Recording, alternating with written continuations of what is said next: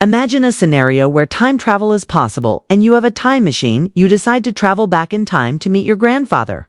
When he was a young man, however, things take a dramatic turn. While you're in the past, you accidentally prevent your grandfather from meeting your grandmother. This means your parents were never born and consequently you were never born.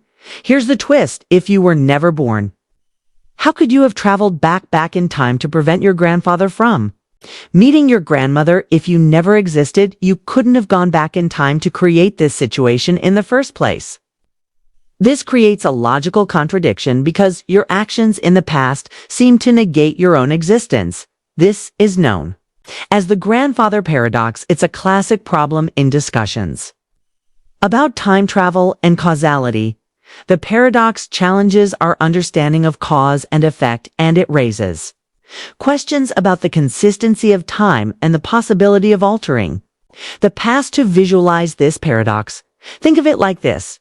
If you could go back and change events in a way that prevents your own existence, if you create a situation where you shouldn't have been able to make those changes, this creates a paradox where the cause, your time travel, contradicts the effect, your existence, the grandfather paradox, is not just a theoretical puzzle. It has significant implications for our understanding of time travel. If such time travel were possible, it could lead to contradictions and complex issues regarding causality and the flow of time.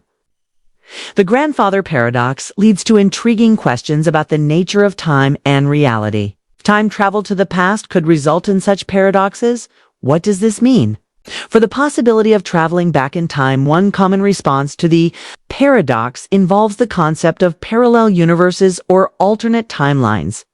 According to this theory, if you were to travel back in time and alter events, you would create a new parallel timeline where the changes take place in this new timeline. Your actions would have prevented your own existence in that specific timeline, but it wouldn't affect the original timeline you came from. In this way, the grandfather paradox is resolved by suggesting that time travel creates branching timelines rather than altering a single fixed timeline. Each timeline remains consistent within its own context, avoiding contradictions by separating the changes into different realities. Another approach to addressing the paradox is the idea of time loops, or closed time-like curves. This theory suggests that events in the past are part of a closed loop, meaning that any actions you take when traveling back in time are already accounted for in the timeline. Essentially, you might find that you cannot change significant events in the past because they are already integrated into the timeline. In this view, the paradox is resolved by the idea that the timeline is self-consistent. Your actions, even if they seem to contradict the possibility of your existence, are part of a larger, unchangeable loop of events that doesn't allow for contradictions. The grandfather paradox also prompts discussions about the limitations of our understanding of time and causality. It challenges our intuitive notions of cause and effect and forces us to reconsider how we think about the flow of time and the possibility of altering past events. The grandfather paradox is more than just a philosophical puzzle. It has implications for various fields, including physics, philosophy, and even popular culture. The paradox stimulates discussions about the nature of time causality and the feasibility of time travel in physics. The paradox raises questions about the consistency of physical laws and the possibility of time travel. While many theories, such as Einstein's theory of relativity, allow for the theoretical possibility of time travel, they also imply constraints that could prevent paradoxes like the grandfather paradox from occurring. For example, some physicists argue that certain conditions, such as the need for infinite energy or closed time-like curves, may prevent paradoxical scenarios. Philosophically, the paradox challenges our understanding of determinism and free will. If time travel were possible, it could lead to questions about whether our actions are predetermined or whether we have the freedom to alter the course of events. The paradox forces us to grapple with the implications of altering past events and the potential consequences for our understanding of reality. In popular culture, the grandfather paradox has inspired numerous works of fiction, from novels to movies, exploring the complexity and consequences of time travel, these fictional portrayals often play with the paradox in creative ways, highlighting the challenges and potential solutions to time travel dilemmas. Looking ahead, the grandfather paradox remains a valuable thought experiment for exploring the boundaries of our understanding of time and reality. While time travel remains a theoretical concept, the paradox provides insights into the challenges and limitations that would arise if such phenomena were possible. In summary, the grandfather paradox is a compelling puzzle that prompts us to reconsider our notions of time, causality, and the nature of reality. By examining the paradox and its implications, we gain a deeper understanding of the complexities associated with time travel and the broader philosophical questions it raises. Liar's paradox. The liar paradox. Liar paradox is a classic and intriguing puzzle in philosophy and logic that explores the nature of truth and self-reference. The paradox arises from statements that make reference to themselves in a way that creates a logical contradiction. To understand this paradox, let's delve into its basic form and the implications it has on our understanding of logic. The fundamental version of the liar paradox can be expressed with the statement, "This statement is false." To unpack this, we need to examine the truth value of the statement. If we assume that the statement is true, then it must accurately describe itself as false. However, if it is indeed false, then the statement is actually true as it claims to be false. This leads to a contradiction, because the statement cannot consistently be both true and false at the same time. This paradox highlights a problem with self-referential statements in traditional binary logic systems where statements are typically categorized as either true or false. The liar paradox challenges this binary classification by creating a scenario where a statement's truth value cannot be definitively determined. The liar paradox has roots in ancient philosophical discussions. One of the earliest examples comes from the Greek philosopher Epaminondas, who famously declared all Cretans are liars. Epaminondas, being a Cretan himself, is in a position to make a self-referential statement. His statement is true, then as a Cretan he must be lying, which leads to a contradiction. Conversely, if he is lying, then not all Cretans are liars, which makes his statement false. This early exploration illustrates the paradoxical nature of self-referential statements in modern logic. The liar paradox is often formalized with a more precise statement, "This statement is false." This formulation directly encapsulates the essence of the paradox, making it a clear example of how self-reference can lead to logical contradictions.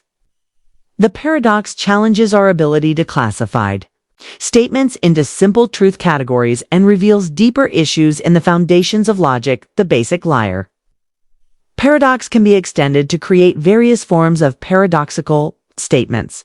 For instance, consider the statement, "This statement is neither true nor false." This variation introduces the idea that a statement might not fit into the traditional binary classification of truth and falsehood, raising questions about whether there are other logical categories or frameworks needed to handle such cases. Another variation involves a set of self-referential statements.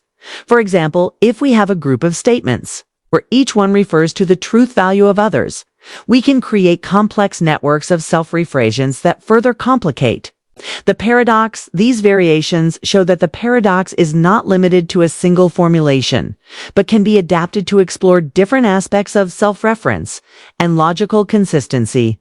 The liar paradox has profound key applications for the study of logic and formal systems. It exposes limitations in traditional logical frameworks that rely on binary truth values by presenting a scenario where a statement's truth value cannot be clearly determined. The paradox calls into question the adequacy of existing logical systems to handle a self-referential and contradictory statements.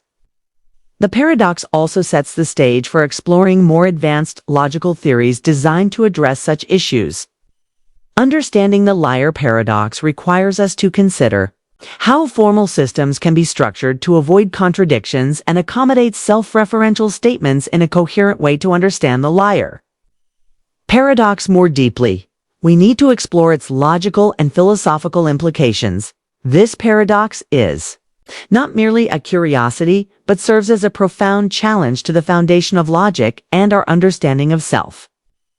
Reference by examining these implications, we can better appreciate the complexities involved and the broader impact on formal reasoning. The liar paradox highlights significant issues with classical logic systems, particularly concerning self-reference and the concept of truth.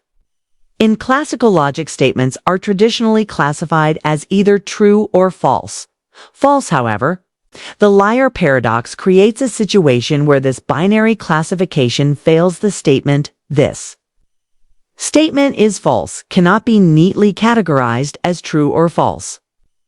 Without leading to contradiction, the paradox challenges the assumption that every statement must have a clear truth value. If a statement refers to itself and creates a logical loop, traditional binary logic cannot provide a consistent answer. This indicates a limitation in classical logical systems and suggests that they may not be fully equipped to handle all types of self-referential statements. The implications of the liar paradox extend to formal systems in mathematics and logic. Formal systems are designed to provide a rigorous framework for reasoning and to avoid contradictions. However, the liar paradox exposes vulnerabilities in these systems, particularly when they involve self-reference. One approach to addressing this issue is to modify formal systems to prevent self-referential statements from causing contradictions. For instance, type theory, developed by Bertrand Russell and others, introduces a hierarchy of types to avoid self-reference. In this system,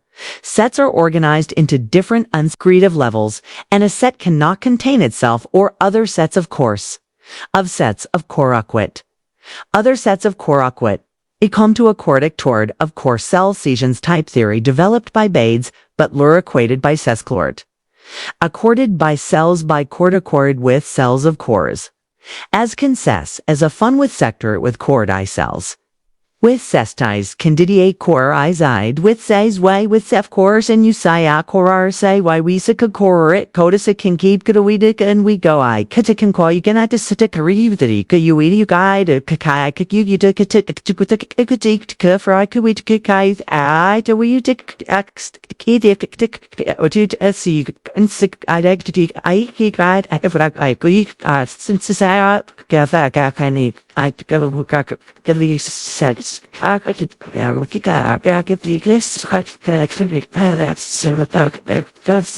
The same or higher level, this hierarchical approach helps to avoid paradoxes by preventing the creation of self-referential statements.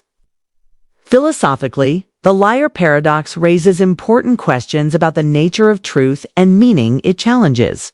The idea that statements can be universally categorized as true or false and invites us to consider more nuanced approaches to understanding truth. The Q's suggests that there may be limitations to our traditional notions of truth, and that alternative frameworks may be necessary to address self-referential statements. The paradox also highlights the complexity of language and meaning. When a statement refers to itself, it can create logical loops that defy conventional understanding.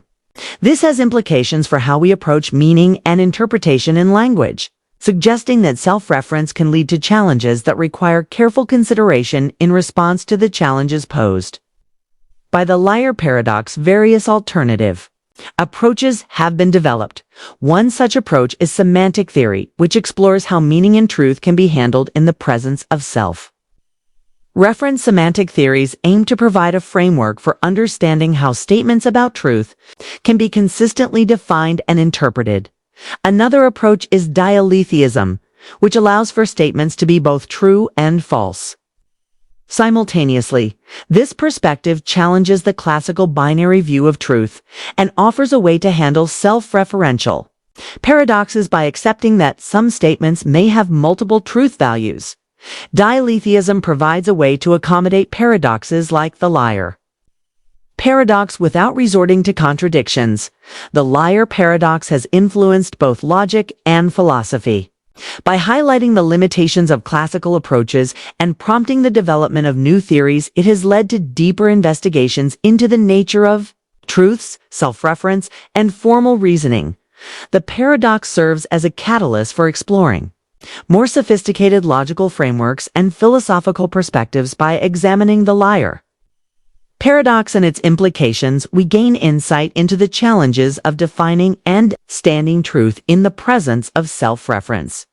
The paradox serves as a reminder of the complexity of logical systems and the need for careful consideration when dealing with self-referential statements. The liar paradox not only challenges our understanding of logic and truth, but also has significant implications. For various fields beyond philosophy and formal logic, its impact extends into areas such as computer science, mathematics, and linguistics, influencing both theoretical and practical considerations. In computer science, the liar paradox underscores the importance of addressing self-reference and recursion in programming and algorithm design. Self-referential constructs such as recursive functions are common in programming, but must be carefully managed to avoid paradoxical outcomes. For instance, a function that calls itself without proper termination conditions can lead to infinite loops or undefined behavior, mirroring the paradoxical issues of self-reference seen in the liar paradox. To handle self-reference in programming, techniques such as base cases and recursion are employed to prevent infinite loops and ensure that functions eventually terminate. These techniques are designed to avoid the paradoxical pitfalls that can arise when self-reference is not properly constrained. Understanding and managing recursion is crucial in developing reliable and efficient algorithms and insights from paradoxes like the liar theorems, which explore limitations in formal systems. The liar paradox has influenced mathematical logic by highlighting theorems demonstrate that the need for more robustly complex to handle self-referential statements. One significant development is the introduction of goals within the system itself, echoing the self-referential issues posed by the liar paradox. Goals work builds on the ideas presented by the liar paradox and extends them to a broader context, showing that no formal system can be both complete and consistent.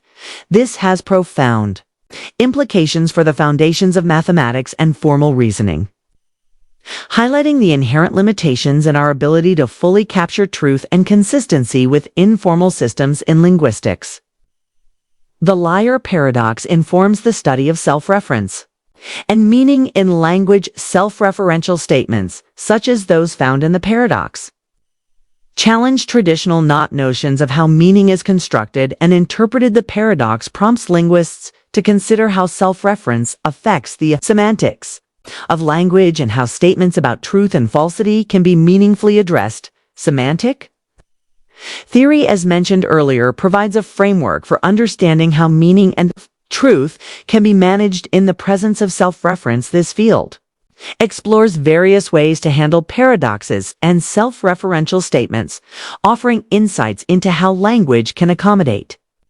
complex logical issues. The study of self-reference in language also contributes to a deeper understanding of how meaning is generated and interpreted in different contexts. The liar paradox also has cultural and theoretical significance. It has inspired numerous works of literature, art, and media that explore themes of paradox, self-reference, and the nature of truth.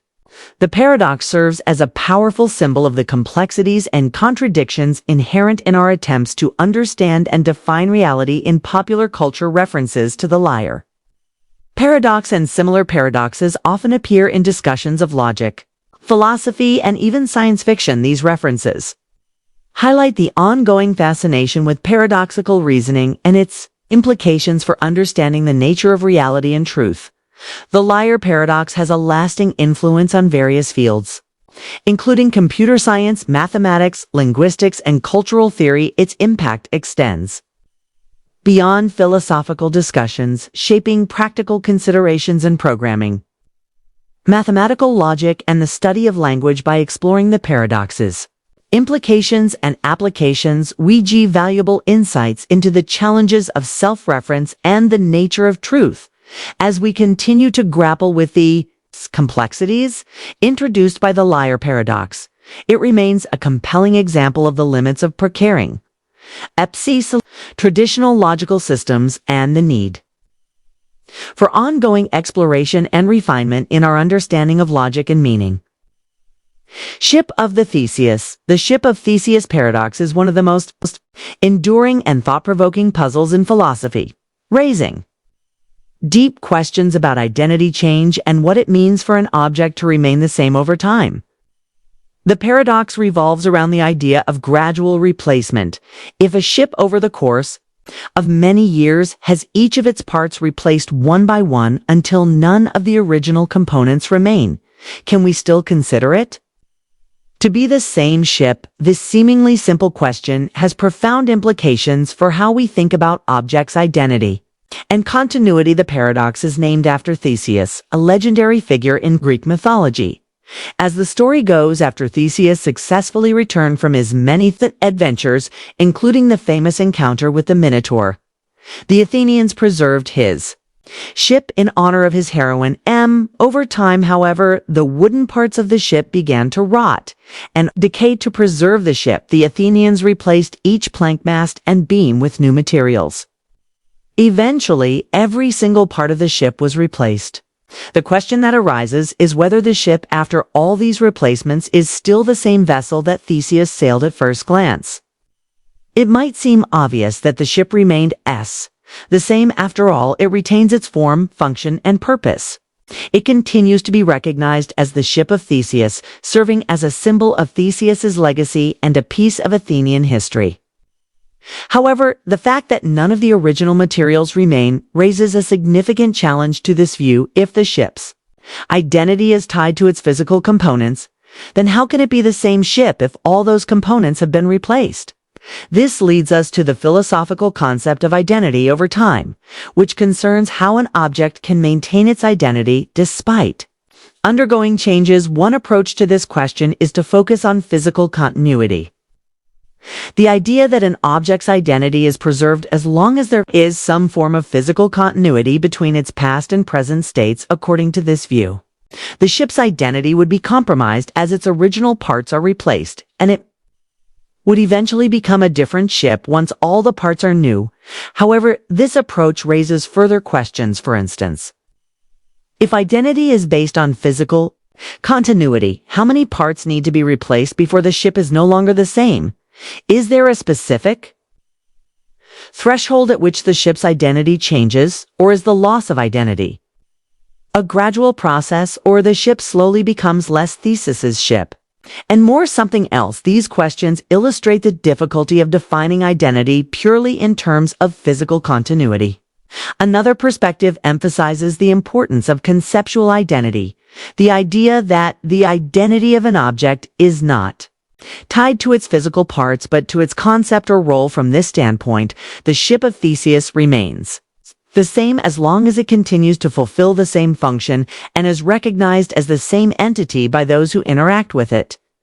This view suggests that the ship's identity is preserved not through its materials but through the continuity of its form, purpose, and meaning.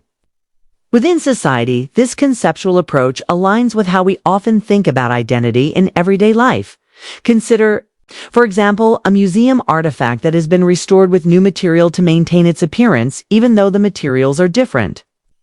The artifact may still be regarded as authentic because it represents the same historical object. Similarly, the ship of Theseus might retain its identity as long as it continues to be understood and valued as the ship associated with Theseus, regardless of the changes it has undergone. However, this raises the question of what exactly it is that we are identified in. When we say the ship is the same, are we identifying a physical object, a concept, or something else entirely? And if the ship's identity is conceptual rather than physical, does that mean that any object could be considered the same?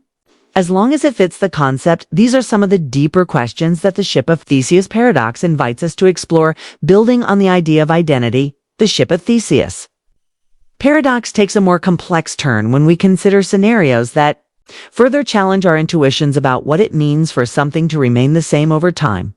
One of the most intriguing variations of this thought experiment involves the possibility of reassembling the original ship using the discarded parts. Suppose every plank mast and beam that was replaced on Theseus's ship was carefully stored, and eventually these original parts were reassembled into a ship. Now we are faced with a perplexing situation. There are two ships, one made entirely of new parts and another made of the original parts. Which one, if either, is the true ship of Theseus? This question introduces the concept of reassembly, which complicates the notions of physical continuity and conceptual identity even further. If the ship's identity is tied to its original parts, then it might seem that the reassembled ship, composed entirely of the original materials, should be considered the authentic ship of Theseus. After all, it possesses the very same physical components that once made up the ship Theseus sailed. From this perspective, the ship that has undergone repairs with new parts could be seen as a replica, or a new ship altogether, despite its continuity in function and form. However, the situation is not so straightforward. If we accept that the reassembled ship is the true ship of Theseus, we face the challenge of explaining why the ship that has remained in use, the one that has been gradually repaired and maintained, is not the original. This ship has been preserved with the intention of maintaining Theseus's legacy, and it has continued to serve as a cultural and historical symbol. Can we dismiss its identity simply because its physical components have been replaced?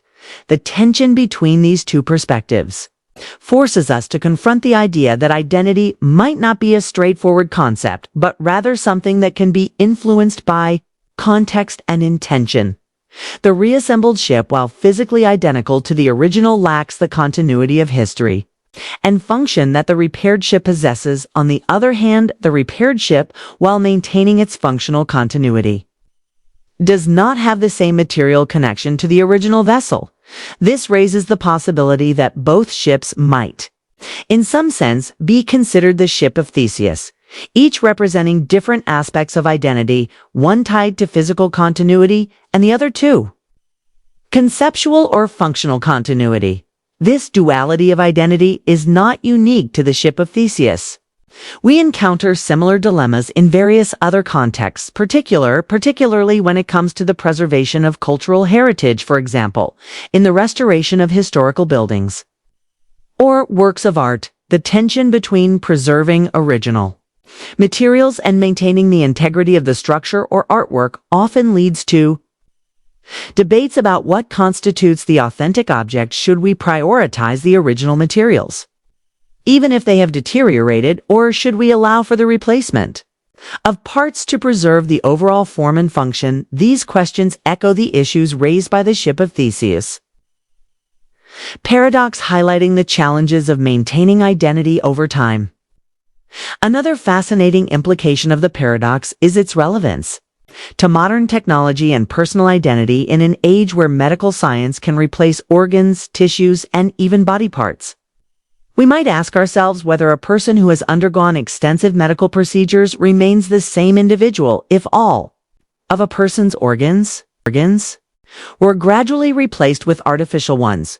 Would they still be the same person? This question is not merely theoretical, but touches on deep ethical and philosophical concerns about what it means to be human and how we understand personal identity. In the face of change, the paradox also invites us to consider the role of memory and consciousness in identity. While the ship of Theseus does not involve a conscious entity, the thought experiment can be extended to personal identity, where memory and consciousness play a crucial role. If we think of the ship of Theseus as a metaphor for a person's identity, the gradual replacement of parts could be analogous to the changes we experience over time.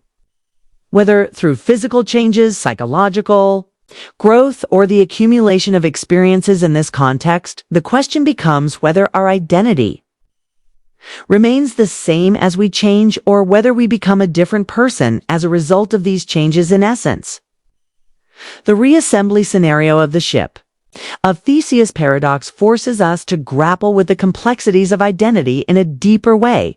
It challenges us to think beyond simple physical continuity and consider the broader implications of conceptual and functional continuity, as well as the role of memory, consciousness, and intention in maintaining identity. As we explore these ideas further, we can see that the ship of Theseus is not just a puzzle about a ship, but a profound exploration of what it means to be the same whether as an object, a person, or a society. As we continue to explore the ship of Theseus paradox, it becomes apparent that the question it raises extend far beyond the realm of philosophy and touch on practical, real-world issues. One crucial aspect to delve into is the relationship between identity and functional continuity. This perspective is particularly significant in understanding how the paradox applies to various domains, from legal and scientific contexts to everyday experiences in legal contexts. The concept of functional continuity often plays a role in determining the identity of objects and entities. For example, when it comes to property law, the identity of an object might be considered in terms of its function and role rather than its physical composition. Consider a historical artifact that has undergone extensive restoration legally. This artifact might be treated as the same object because it continues to fulfill its cultural or historical role even though its materials have been replaced. This approach aligns with the conceptual identity perspective, suggesting that identity is tied more to the role or purpose of the object than to its physical components. The ship of Theseus paradox mirrors these legal considerations. If a ship is continuously repaired and maintained to serve its intended purpose, its legal identity might be preserved even if its physical parts are entirely new. Conversely, if we were to reassemble the original parts into a new ship, the legal and functional implications of this reassembly could be complex. Which ship would be considered the legal ship of Theseus? And how would this affect its status, ownership, or historical significance? The ship of Theseus paradox also has intriguing parallels in biology and technology. In the biological world, organisms undergo continuous changes through growth, repair, and regeneration. For instance, human cells are constantly being replaced, yet we consider the person to remain the same individual.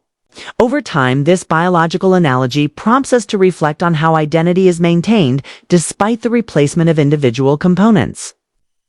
The concept of biological identity suggests that the continuity of life's consciousness and function allows an organism to remain the same entity even as its parts change in technology. Similar issues arise with the maintenance and upgrade of machines and systems. Consider a computer that has had its hardware components upgraded over the years. While the individual parts have changed, the computer is often still regarded as the same entity because it continues to perform the same functions and fulfill the same role. This scenario illustrates the idea of functional continuity. The identity of the computer is preserved through its ongoing performance and purpose. Despite changes in its physical components, the ship of Theseus paradox also raises ethical and philosophical questions about the nature of identity and change. One important consideration is the idea of personal identity in the context of life and death. As we undergo changes in our bodies and minds, what ensures that we remain the same person? This question is particularly relevant in discussions about personal identity and consciousness.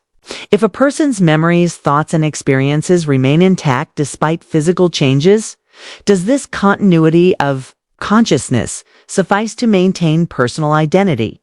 Philosophers have explored various theories to address these questions. For example, psychological continuity theories argue that identity is preserved through the continuity of psychological states such as memories and personality traits.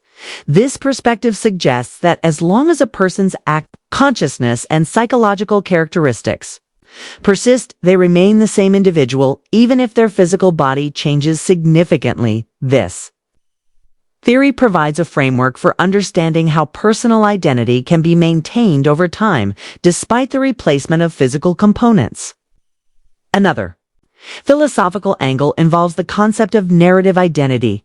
According to this view, identity is not solely tied to physical or psychological continuity, but also to the ongoing narrative or story of an individual's life. This narrative perspective emphasizes that our sense of self is shaped by the way we perceive and narrate our experiences rather than just by our physical or psychological states. From this standpoint, as long as the story or narrative of a person's life remains coherent, their identity is preserved.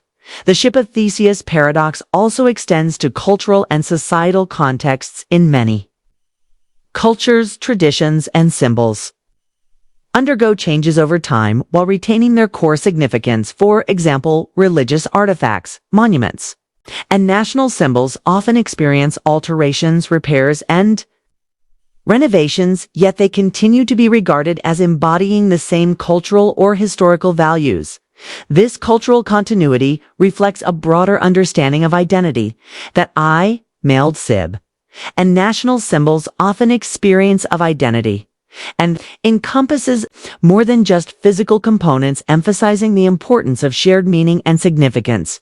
Similarly, society, institutions, and practices may evolve over time while retaining their fundamental roles and functions. Consider a historical institution, like a university or a political office that has undergone numerous changes in its structure and personnel. Despite these changes, the institution may still be recognized as fulfilling the same role and maintaining the same core identity within society. In conclusion, the ship of Theseus paradox offers profound insights into the nature of identity and change by examining the concepts of functional continuity, legal identity, and personal identity. We gain a deeper understanding of how objects, individuals, and institutions can remain the same despite undergoing significant transformations.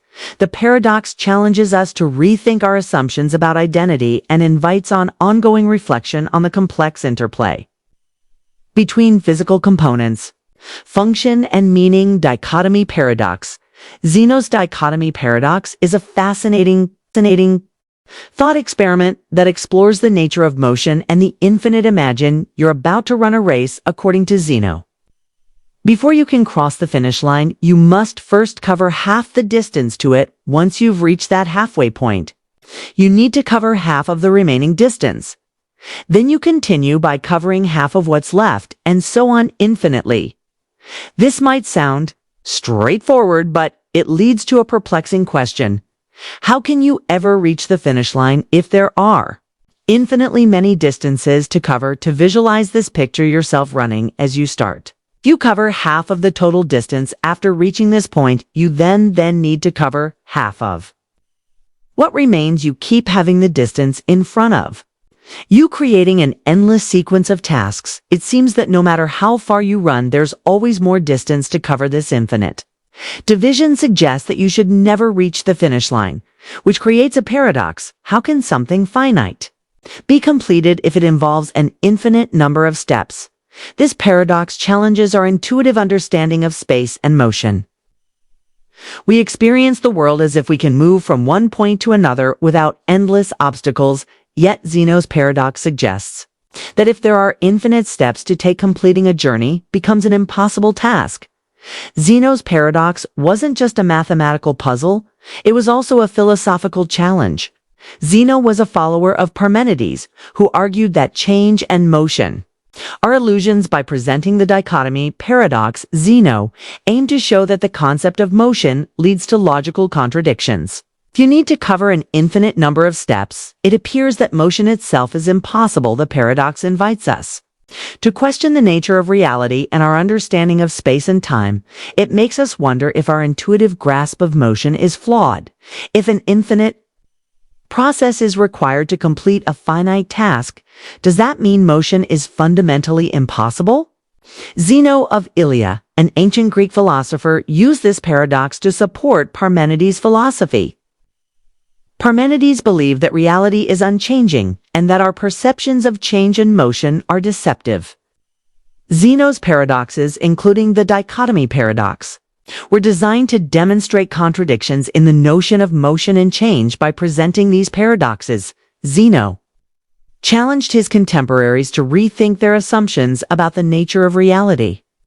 He used paradoxical scenarios to highlight what he saw as the logical flaws in the idea of movement and change today, while the dichotomy Paradox presents an intriguing challenge. Modern mathematics provides a resolution. Calculus developed by mathematicians like Isaac Newton and Gottfried.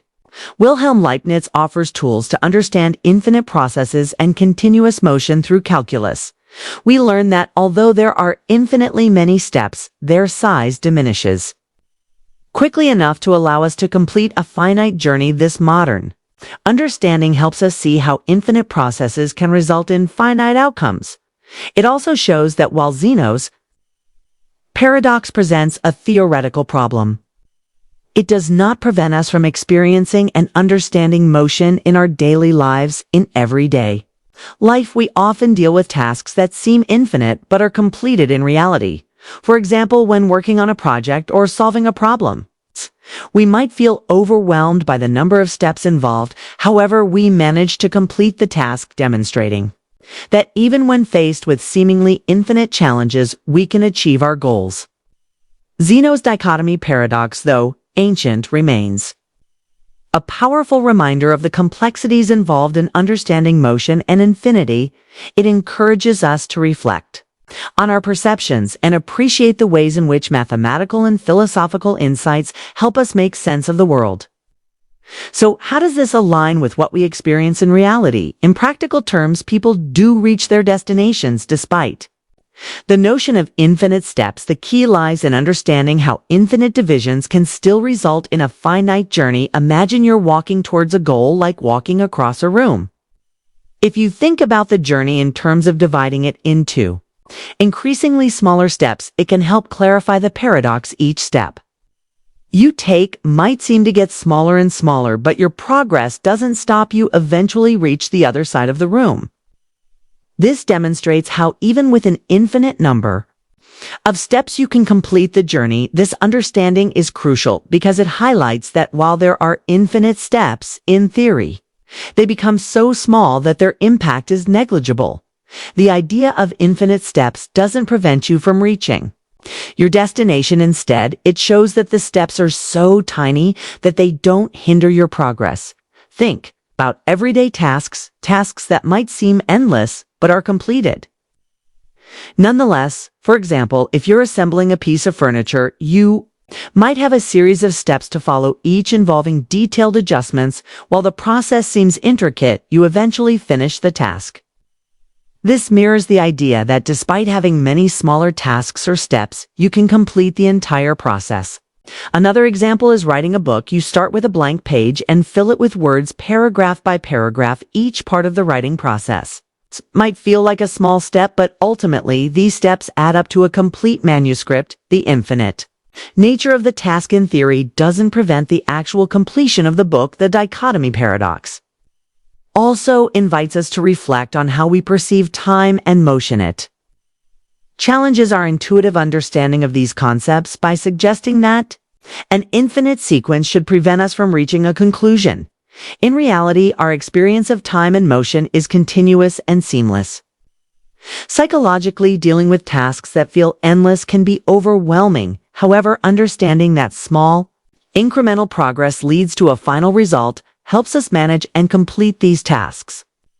This practical approach aligns with the paradox's resolution, showing that despite theoretical complexities, we can achieve our goals. The dichotomy paradox has influenced various fields, including mathematics, philosophy, and even popular culture. It highlights the importance of understanding how infinite processes work and how they relate to our finite experiences in mathematics. The paradox spurred the development of new concepts to address infinite series and continuity in philosophy and culture. The paradox serves as a metaphor for exploring the limits of human understanding and the nature of reality. It encourages us to think deeply about how we experience and conceptualize the world, pushing the boundaries of our knowledge and intuition. Zeno's dichotomy paradox was not just a philosophical puzzle. It played a significant role in the development of mathematical concepts. Although Zeno himself didn't provide a resolution, his paradoxes inspired later mathematicians to develop tools to handle infinite processes. One of the key advancements was the creation of calculus by Isaac Newton and Gottfried Wilhelm Leibniz in the 17th Century calculus provides a framework for understanding how infinite processes can result in finite outcomes. It uses concepts like limits and infinitesimals to explain how an infinite series of increasingly smaller distances can sum up to a finite total. This mathematical breakthrough allowed scientists and engineers to solve complex problems involving motion growth and change. For example, calculus is used to model the movement of planets, predict the behavior of physical systems, and analyze economic trends by addressing the issues raised by Zeno's paradox. Calculus has become a fundamental tool in various scientific disciplines. The dichotomy paradox continues to provoke philosophical reflection on the nature of reality and our understanding of motion. It challenges our intuitions about how space and time work. If an infinite number of steps can be completed in a finite time, what does that say about the nature of infinity and continuity? Philosophers have used this paradox to explore questions about the nature of existence and the limits of human knowledge. It raises profound questions about whether our perceptions of time and space accurately reflect the underlying nature of reality. By grappling with these questions, we gain deeper insights into the nature of existence and our place in the universe. Beyond mathematics and philosophy, Zeno's dichotomy paradox has influenced popular culture and creative thinking. It appears in literature, film, and art as a symbol of the challenges and complexities inherent in understanding infinity and motion. So, in literature, authors have used the paradox to explore themes of time, perception, and the nature of reality. Science fiction writers in particular have drawn on the paradox to create imaginative scenarios that challenge our understanding of space and time. For example, stories about time travel or infinite worlds often reflect the kinds of questions raised by Zeno's paradox. Artistic works have also used the paradox to explore the concept of infinity. Artists have created visual representations that capture the idea of an endless process or an infinite sequence, highlighting the paradox's influence on our perception of space and form.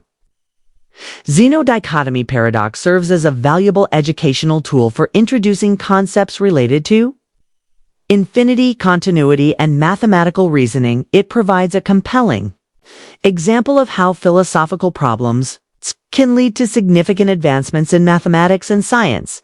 By studying Zeno's paradox, students and scholars can explore fundamental ideas about motion and infinity while also appreciating the historical development of mathematical and philosophical thought. The paradox encourages critical thinking and help students develop a deeper understanding of how abstract concepts can be applied to real-world problems. In summary, Zeno's dichotomy paradox is more than just an ancient puzzle. It's a gateway to exploring profound questions about the nature of motion, infinity, and reality. Its imp extends across mathematics, philosophy, culture, and education. By examining this paradox, we gain valuable insights into how we understand the world and how we tackle complex problems. The dichotomy paradox continues to inspire and challenge us, reminding us of the limits of our intuition and the power of human reasoning as we reflect on its implications. We appreciate the ways in which ancient ideas can shape and enrich our understanding of the universe. Barber paradox. This paradox is Barber paradox, introduced by Bertrand Russell in the early 20th century. It is a classic illustration of a self-referential paradox that exposes fundamental issues in logic and set theory. To understand the paradox, imagine a small town with a single line barber who adheres to a very specific rule. He shaves all and only those men who do not shave themselves. This seemingly straightforward rule leads to a perplexing question. Does the barber shave himself? To unpack this paradox, let's consider the implications of the barber's rule. If the barber shaves himself, then according to his own rule, he should not shave himself. The rule clearly states that the barber shaves only those who do not shave themselves. Thus, if the barber is one of those who shaves himself, he must be excluded from the group he shaves, resulting in a contradiction. The other hand, if the barber does not shave himself, he must be one of those men who the barber shaves according to the rule. This again leads to A contradiction because if he does not shave himself, he should be shaven by the barber. This paradox highlights an inherent problem in self-referential systems. It reveals that defining a set or a rule that includes or excludes itself can lead to logical inconsistencies. The barber paradox is a specific example of a broader category of self-referential paradoxes that question the consistency of formal systems. These paradoxes challenge our ability to categorize and define sets in a way that avoids contradictions. Russell's paradox, including the barber paradox, was produced during a time when mathematicians were working to establish a solid foundation for mathematics. The early 20th century saw significant efforts to formalize mathematical logic and set theory. However, the discovery of paradoxes, like Russell's, highlighted serious flaws in these systems. The paradox showed that certain naive approaches to set theory, where sets could be defined in terms of themselves, were inherently problematic. The barber paradox is not just a theoretical puzzle. It has real implications for how we understand and structure formal systems. It forces us to reconsider the rules and definitions we use to categorize and analyze sets. By presenting a scenario where a barber's self-referential rule leads to a logical contradiction, Russell's paradox underscores the need for more robust frameworks in mathematics and logic. As we delve deeper into the paradox, we will see how its spirit influences the development of modern logic and set theory. The barber paradox serves as a catalyst for revising and refining formal systems to address self-reference issues and avoid contradictions. Understanding this paradox is crucial for appreciating the evolution of mathematical logic and the ongoing efforts to create consistent and reliable form systems. To grasp the depth of the barber paradox, it's crucial to explore its logical and philosophical implications. The paradox does more than just illustrate a logical inconsistency. It delves into the complexities of self-reference and formal systems. Understanding these aspects requires examining how the paradox relates to broader logical issues and its impact on modern mathematics and philosophy. At its core, the barber paradox challenges our understanding of set theory and self-reference. It questions the validity of constructing sets or rules that refer to themselves. This self-referential nature is where the paradox originates. The barber's rule creates a scenario where the barber's identity as a member of the set he shaves leads to a logical contradiction.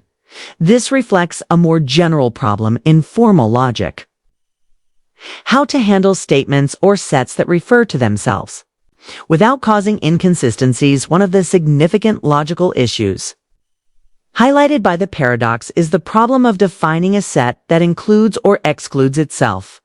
This issue is not unique to the barber paradox, but is a common theme in various self-referential paradoxes. For instance, the classic Russell's paradox presents a set of all sets that do not contain selves.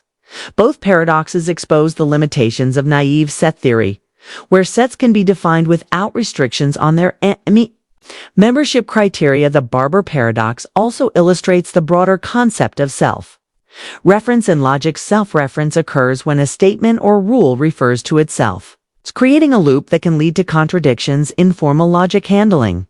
Self-reference as a cautionary tale about the dangers of self-referential to avoid paradoxical and the need for more rigorous logical frameworks in response to paradoxes.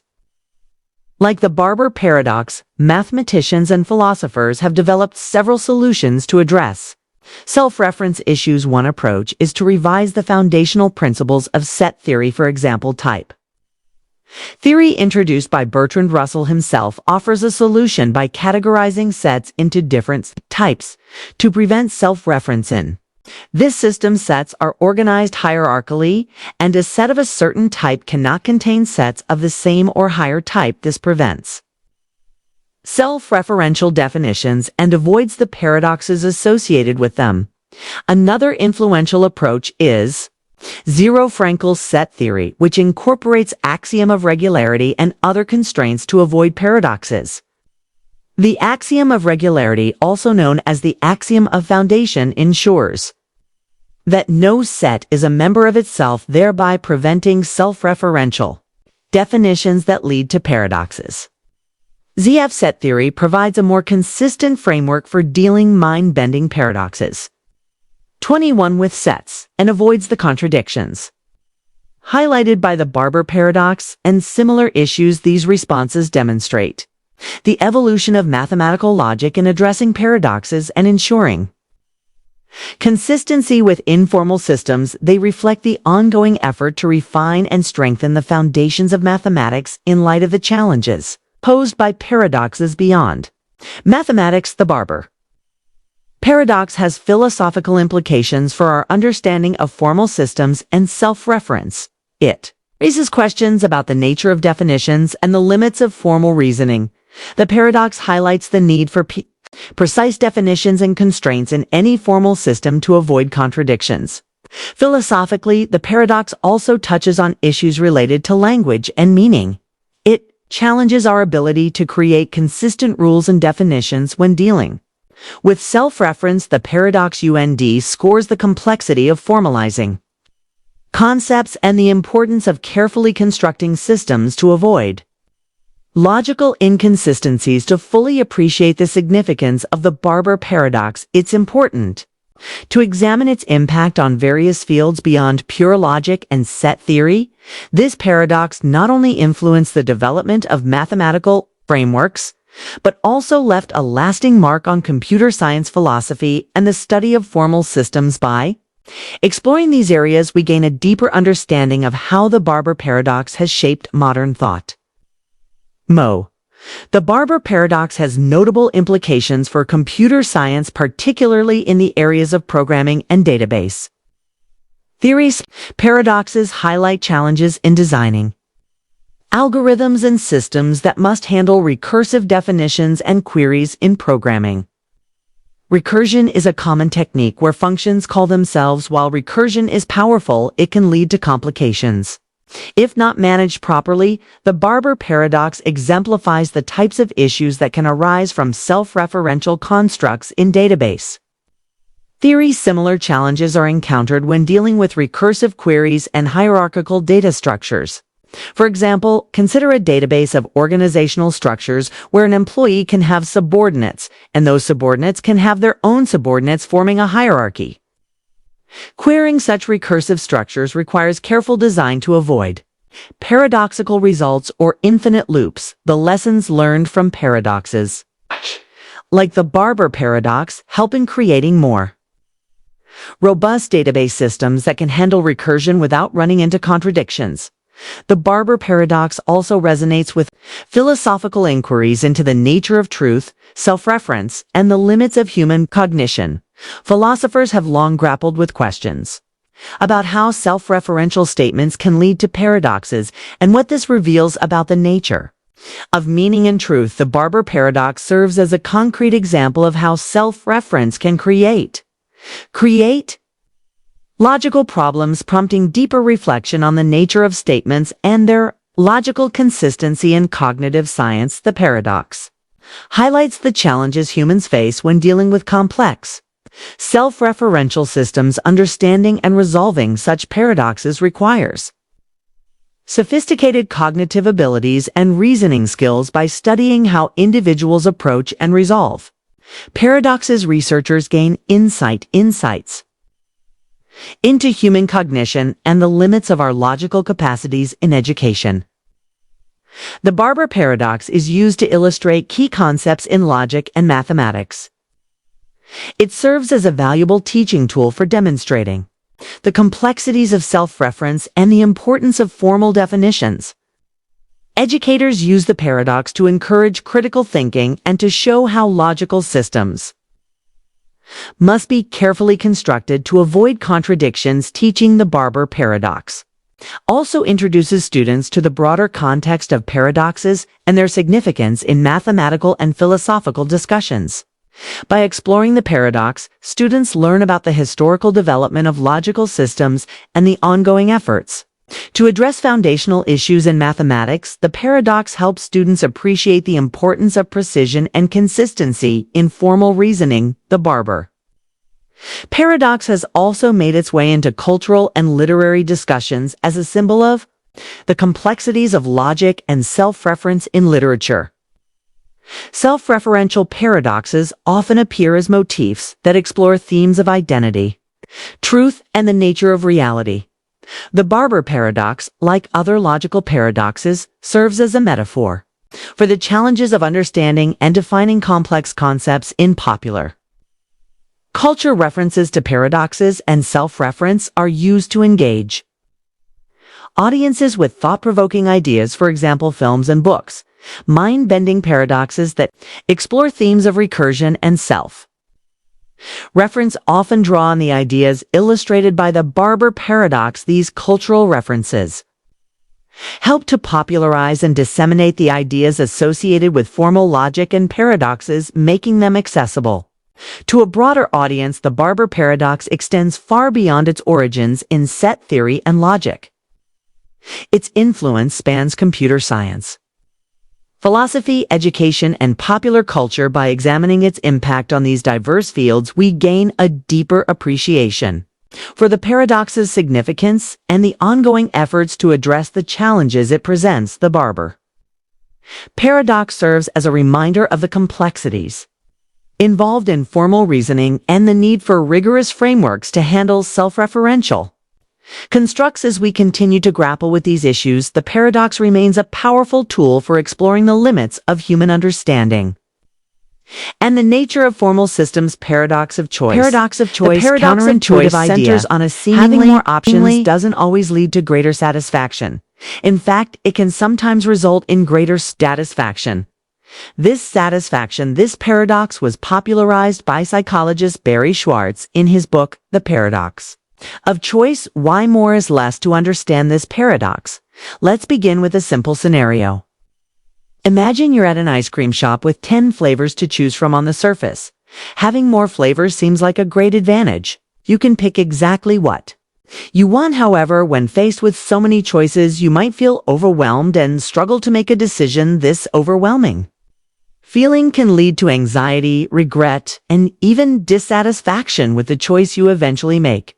Schwartz argues that this paradox stems from several factors.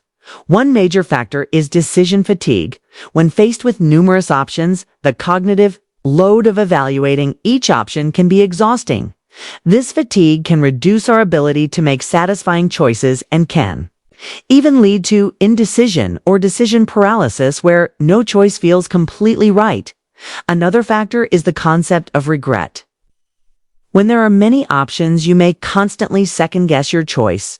You might worry that another option could have been better, leading to feelings of regret. This regret can overshadow the satisfaction you get from your chosen option, making you feel less happy overall. In addition, the expectation of perfection plays a role. When there are many options, people might hold out for the perfect choice, believing that if they search long enough, they will find the ideal option. This quest for perfection can lead to dissatisfaction with even the best options, as they may fall short of the imagined ideal. The paradox also highlights the impact of choice overload on our well-being. Research has shown that when people are presented with too many options, they often experience a decrease in and satisfaction and increased stress. The cognitive effort required to compare and evaluate multiple choices can lead to a sense of being overwhelmed and less content with the final decision. As we continue to explore this paradox, it's important to consider how the number of choices we face in various aspects of life, such as shopping, career decisions, and personal relationships, can influence our overall happiness and well-being. In the next part, we will delve into the psychological mechanisms behind the paradox of choice, examining how various factors contribute to the paradox and exploring real-world examples of how choice overload affects decision-making and satisfaction. To further understand the paradox of choice, it's essential to delve into the psychological mechanisms that contribute to the paradox. Several key concepts help explain why having too many choices can lead to less satisfaction and greater anxiety. One crucial factor is maximization versus satisficing. Maximizers are individuals who strive to make the best possible Choice by thoroughly exploring all available options. They are often motivated by the desire to achieve the most optimal outcome. In contrast, satisficers are content with a choice that meets their criteria and does not feel the need to search for the best possible option. Research has shown that maximizers are more likely to experience anxiety and regret as they continuously evaluate whether their choice is the absolute best. This trend can lead to lower overall satisfaction compared to satisficers who are more likely to be content with their decisions. The concept of choice paralysis also plays a significant role in the paradox of choice. When faced with an overwhelming number of options, individuals may experience difficulty in making a decision. This paralysis can lead to delays in decision-making or avoidance of making a choice. Altogether, the stress and frustration associated with not being able to choose can reduce overall satisfaction and lead to negative emotional outcomes. Another important aspect is the role of self-doubt. When people have many options, they may second-guess their decisions and question whether they made the right choice. This self-doubt can be exacerbated by the fear of missing out on a better option or the belief that there was a more optimal choice. They didn't consider. This constant questioning can undermine the satisfaction and enjoyment that might otherwise come from the chosen option. Social comparison is another factor influencing the paradox of choice. When there are many options, people often compare their choice to those of others. This comparison can lead to feelings of inadequacy or dissatisfaction, especially if they perceive that others have made better choices. Social comparison can amplify feelings of regret and diminish the pleasure derived from the chosen option. Cost of opportunity is also a significant factor. The more options available, the greater the opportunity cost of each choice. When people have to choose from many options, they become more aware of what they are giving up with each decision. This awareness of opportunity cost can lead to greater dissatisfaction with the chosen option, as individuals may dwell on what they missed out on. In the next part, we will examine real-world examples of how the paradox of choice manifests in various contexts, such as consumer behavior, career decisions, and personal relationships. We will also explore potential strategies to mitigate the negative effects of choice overload and enhance overall satisfaction. The paradox of choice has significant implications across various aspects of life, including consumer behavior, career decisions, and personal relationships. By examining real-world examples and strategies for managing choice overload, we can gain insights into how to navigate this paradox effectively. Consumer behavior. One of the most well-known examples of the paradox of choice is in the context of shopping. When consumers are presented with a wide range of products, they often experience choice overload, which can lead to dissatisfaction and reduced explanation of the purchase. Enjoyment of the purchase. For instance, a study conducted on jam selection found that consumers were more likely to purchase a jar of jam when presented with fewer options compared to a larger assortment. The increased variety led to more deliberation and second-guessing, resulting in lower satisfaction with the final choice. The paradox of choice is also evident in career decision-making. With an abundance of career options and opportunities, individuals may struggle to make a choice and feel overwhelmed by the possibilities. This can lead to analysis paralysis, where the pressure to make the best possible decision results in procrastination or indecision. Additionally, the fear of missing out on a potentially better career path can contribute to feelings of dissatisfaction and regret even after a decision has been made. In personal relationships, the paradox of choice can manifest in the dating world with numerous potential partners available through dating apps and social networks. Individuals may feel overwhelmed by the options and struggle to commit to one person. This abundance of choices can lead to decreased satisfaction with relationships, as people may continually wonder if they could find a better match or if they are settling for less than they deserve. To address the paradox of choice and mitigate its negative effects, several strategies can be employed. One effective approach is to practice decision Simplification by narrowing down options and focusing on key criteria. Individuals can reduce the cognitive load associated with decision-making and increase satisfaction with their choices, for example, setting clear priorities and eliminating less relevant options can make the decision process more manageable. Limiting choices can also help alleviate choice overload by intentionally restricting the number of options. Individuals can reduce the complexity of decision-making and enhance their overall satisfaction. For instance, when shopping, limiting the number of products to consider can lead to a quicker decision and greater contentment. In with the purchase, another satisficing is to adopt a satisficing mindset rather than a maximizing one, embracing the idea that a choice does not need to be perfect, and that satisfactory options are acceptable can reduce the pressure and anxiety associated with decision-making by focusing on finding options that meet basic criteria rather than seeking the absolute best. Individuals can achieve greater satisfaction and peace of mind. Finally, practicing gratitude and acceptance can help individuals appreciate their choices and reduce feelings of regret by acknowledging the positive aspects of the chosen option and accepting that no choice is without its trade-offs. People can enhance their overall satisfaction and reduce the negative impact of choice overload. In summary, the paradox of choice provides valuable insights into the complexities of decision-making and the effects of choice overload by understanding the psychological mechanisms behind the paradox and implementing strategies to manage choice. Individuals can navigate their decisions more effectively and enhance their overall satisfaction with their choices. Bootstrap paradox. Bootstrap paradox, also known as the causal loop or ontological paradox, challenges our understanding of time and causality. It arises from scenarios involving time travel where an object or a piece of information is sent back in time only to become the cause of its own existence. This creates a self-sustaining loop with no clear origin point. To illustrate this paradox, consider a classic example: a time traveler who goes back to the past with a copy of a famous novel. The travel gives the Book 2, a young aspiring writer who reads it and is inspired to become a famous author. This writer then goes on to write the very book that the time traveler brought back in time. In this loop, the book exists without a clear origin.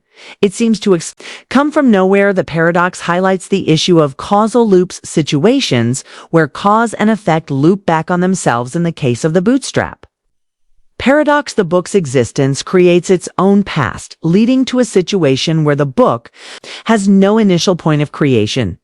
This creates a paradoxical situation where the book is perpetually in a loop of its own creation. Understanding the bootstrap paradox requires grappling with time travel theories and how they affect our understanding of causality. Time travel introduces the possibility of moving backwards in time and altering past events, leading to situations where outcomes can become self-fulfilling. In the bootstrap paradox, the information or object travels back in time, causing its own creation, which raises questions about how time and causality are interconnected. In classical physics, the concept of time is linear, with a clear progression from past to present to future. However, the bootstrap paradox introduces is a nonlinear perspective where events can loop back on themselves. This nonlinearity challenges our intuitive understanding of how cause and effect should operate, as it defies the straightforward progression of events. The paradox also touches on the nature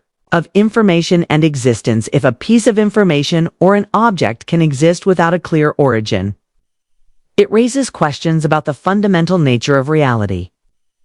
How can something come into existence without being created or originating from a specific point in time? The bootstrap paradox forces us to reconsider our assumptions about how information and objects come into being. As we delve deeper into the bootstrap paradox, it's important to consider its implications for our understanding of time travel and causal relationships. The paradox challenges traditional notions of time and causality, suggesting that time travel could lead to scenarios where events loop back on themselves. creating complex and paradoxical outcomes. The paradox also raises philosophical questions about the nature of existence and the origin of objects and information. In the next part, we'll explore how the bootstrap paradox unfolds in more detail, examining the logical structure of the causal loop and its implications for our understanding of time and causality. The second part of the bootstrap paradox delves into the logical structure of the causal loop and examines how it affects our understanding of time and causality. By analyzing specific examples and theoretical implications, we can gain a deeper insight into the paradox to further understand the paradox. Let's consider a variation of the classic example, a time traveler who brings back a blueprint for a highly advanced machine. This blueprint is given to a scientist in the past who uses it to build the machine. The machine is then used to send the blueprint back to the time traveler, completing the loop in this scenario. The blueprint exists without a clear origin, creating a self-sustaining causal loop. This example highlights the recursive nature of the bootstrap paradox. The blueprint and the machine are intertwined in a loop, where the creation of one depends on the existence of the other. The loop creates a situation where both the blueprint and the machine seem to exist without an initial point of creation.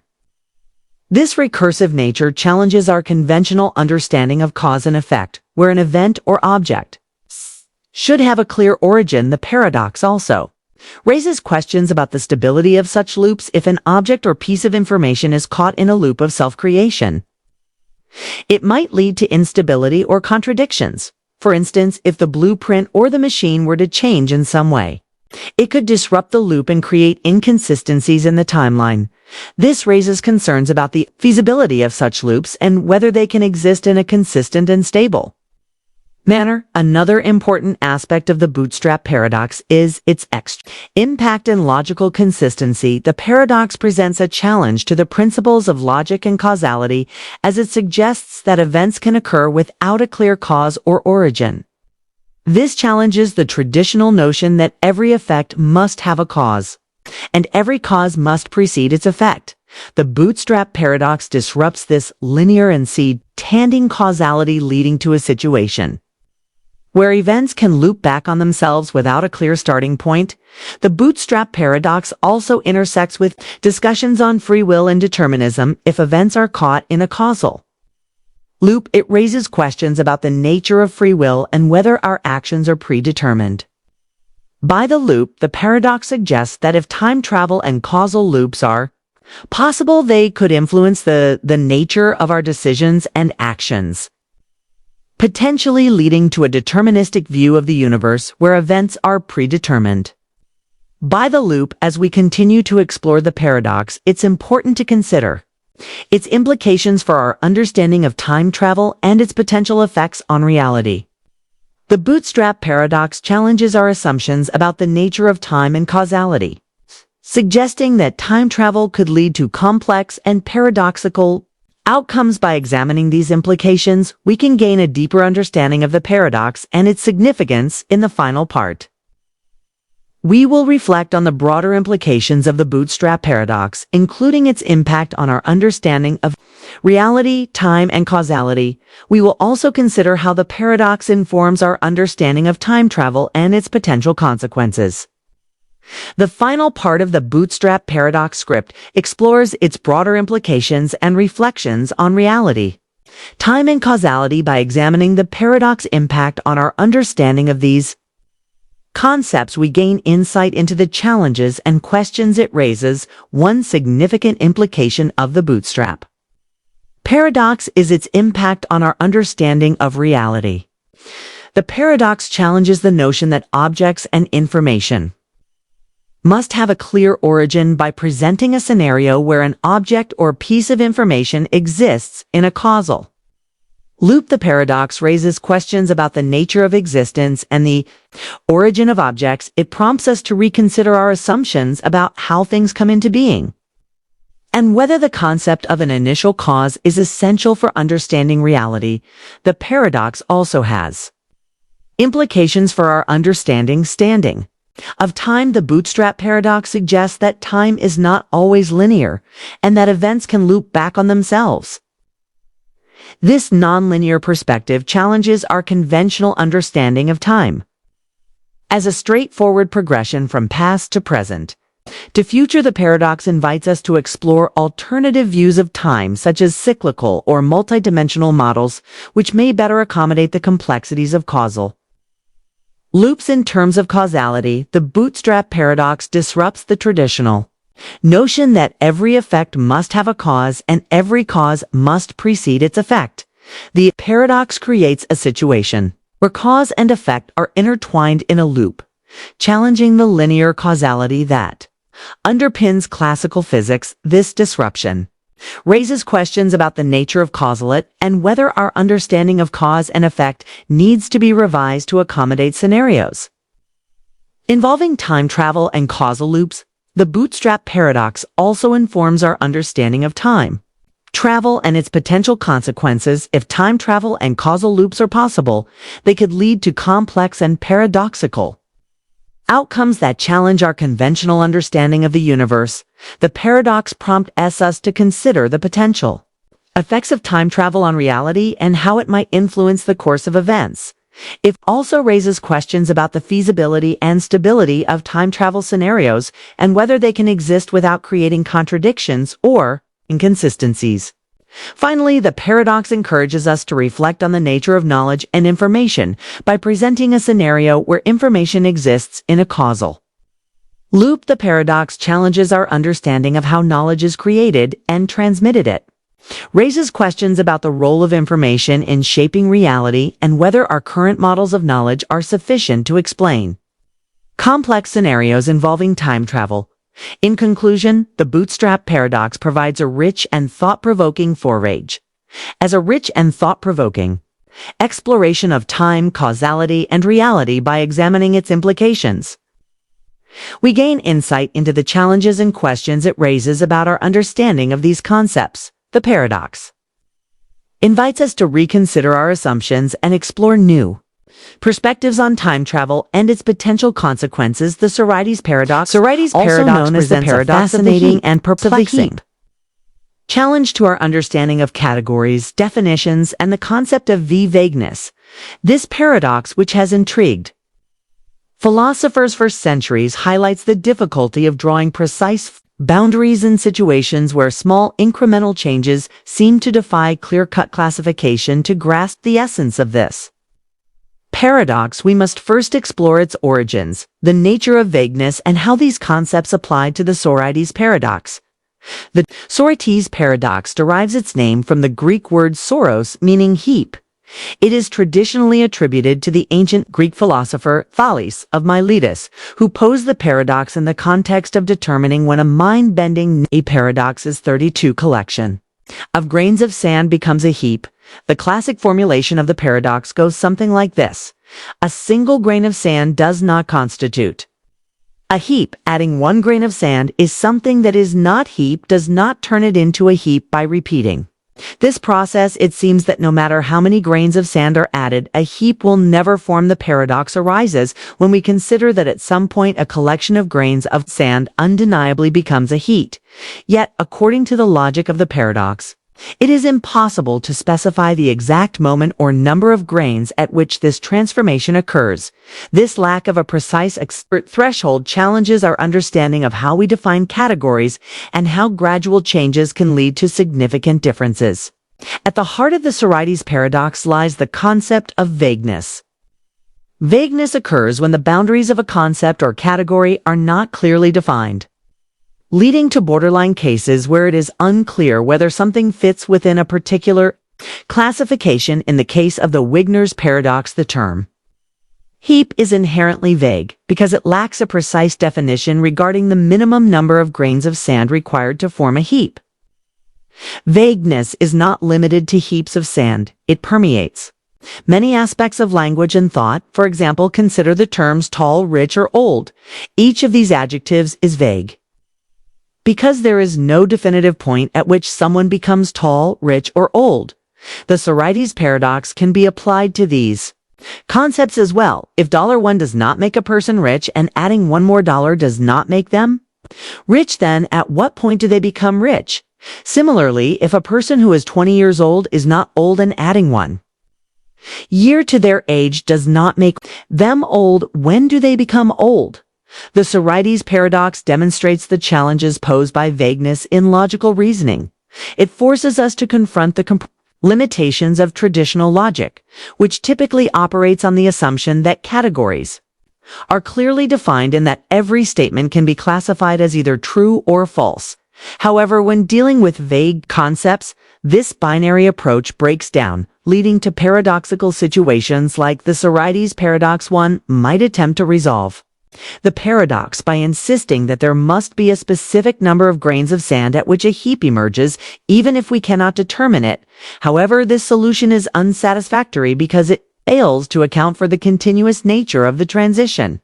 From non-heap to heap, the paradox persists because our language and concepts do not neatly align with the gradations of reality.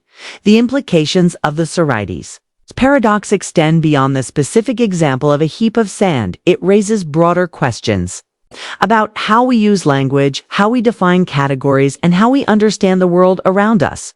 The paradox challenges the idea that every concept must have clear and precise boundaries, suggesting instead that many of our concepts are inherently vague and resistant to strict classification. Moreover, the Sorites paradox invites us to reconsider the nature of logic itself. If traditional logic, I see, cannot accommodate the vagueness that is so prevalent in everyday language and thought, then perhaps new forms of logic are needed to address these challenges. This paradox has prompted philosophers to explore alternative approaches to reasoning that can better handle vagueness and the complexities of categorization. The Sorites paradox challenges more than just our conceptual understanding of categories. It also forces us to confront fundamental issues in logic, semantics, and the philosophy of language. The paradox suggests that the traditional tools of logic might be inadequate when dealing with vague concepts, and this has led to various philosophical responses aimed at resolving or at least better understanding the dilemma it presents. Classical logic operates on the principle of bivalence, which asserts that any given statement must be either true or false. This principle underpins much of our reasoning from mathematics to everyday decision-making. However, the Sorites paradox exposes a significant limitation of bivalence. It struggles to account for cases where a statement does not clearly fit into either category.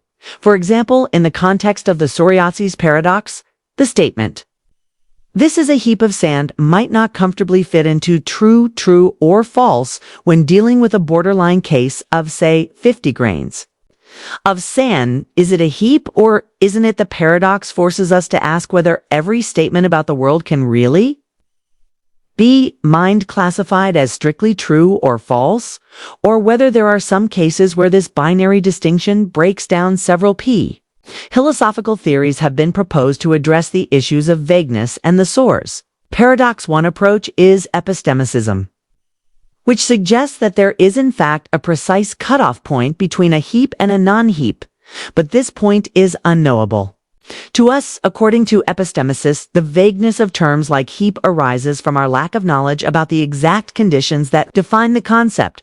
While this view preserves the law of excluded middle, every statement is either true or false. It posits that our inability to identify the boundary is due to epistemic limitations, not the absence of a boundary itself. Another approach is fuzzy logic, which rejects the idea that every statement must be true or false. Instead, fuzzy logic introduces degrees of truth, allowing a statement to be partially true or partially false. In the case of the Sorites paradox, rather than asking whether a collection of sand grains is or is not a heap, fuzzy logic would assess the degree to which the collection is a heap. For example, a small pile might be considered 30% heap, while a larger pile might be 70% heap. This approach aligns more closely with our intuitive understanding of gradations in vague concepts and offers a more flexible framework for reasoning about them. Supervaluationism is another response to the paradox it holds, that while vague terms may not have precise boundaries, we can still reason about them consistently by considering all possible ways of making them precise known. As precisifications, a statement is true if it is true under every precisification false. If false under every precisification and otherwise it is indeterminate in the context of the Sorites paradox. Supervaluationism would say that while there may be no single clear boundary between heap and nan, heap, we can still use the term meaningfully by understanding that some cases are borderline and others are not the Sorites. Paradox also has broader implications for how we think about language, and meaning if our language is filled with vague terms that cannot be precisely defined, this suggests that much of our reasoning is based on concepts that are at their core imprecise. This raises questions about nature of meaning itself. Are meanings fixed and determinate, or are they fluid and context-dependent? Some philosophers, such as Eric Winstein, have argued that the meaning of a word is not determined by a fixed set of criteria, but by its use in language. According to this view, the concept of a heap is defined not by an exact number of grains of sand, but by how the word is used in various contexts. This perspective shifts the focus from trying to find precise boundaries to understanding how language functions in practice, acknowledging that vagueness is an inherent part of linguistic communication.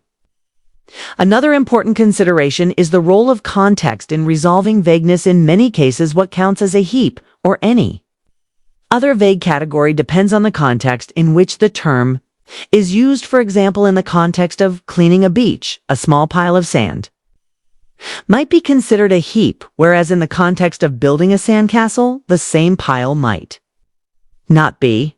This suggests that vagueness might be less about the inherent properties of objects and more about how we categorize and interpret them in different situations.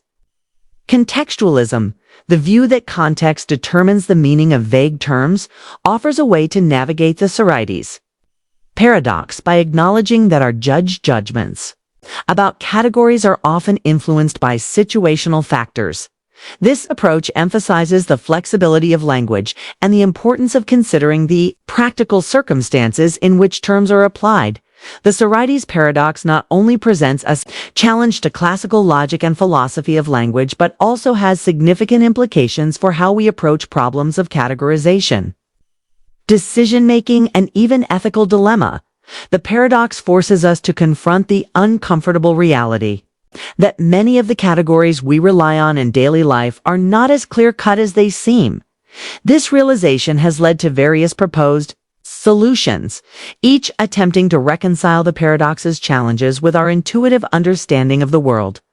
The Sorites paradox has profound practical implications, particularly in fields that require precise decision-making, such as law, medicine, and ethics. For instance, consider a legal context where laws often depend on vague terms, like reasonable, sufficient, or negligent.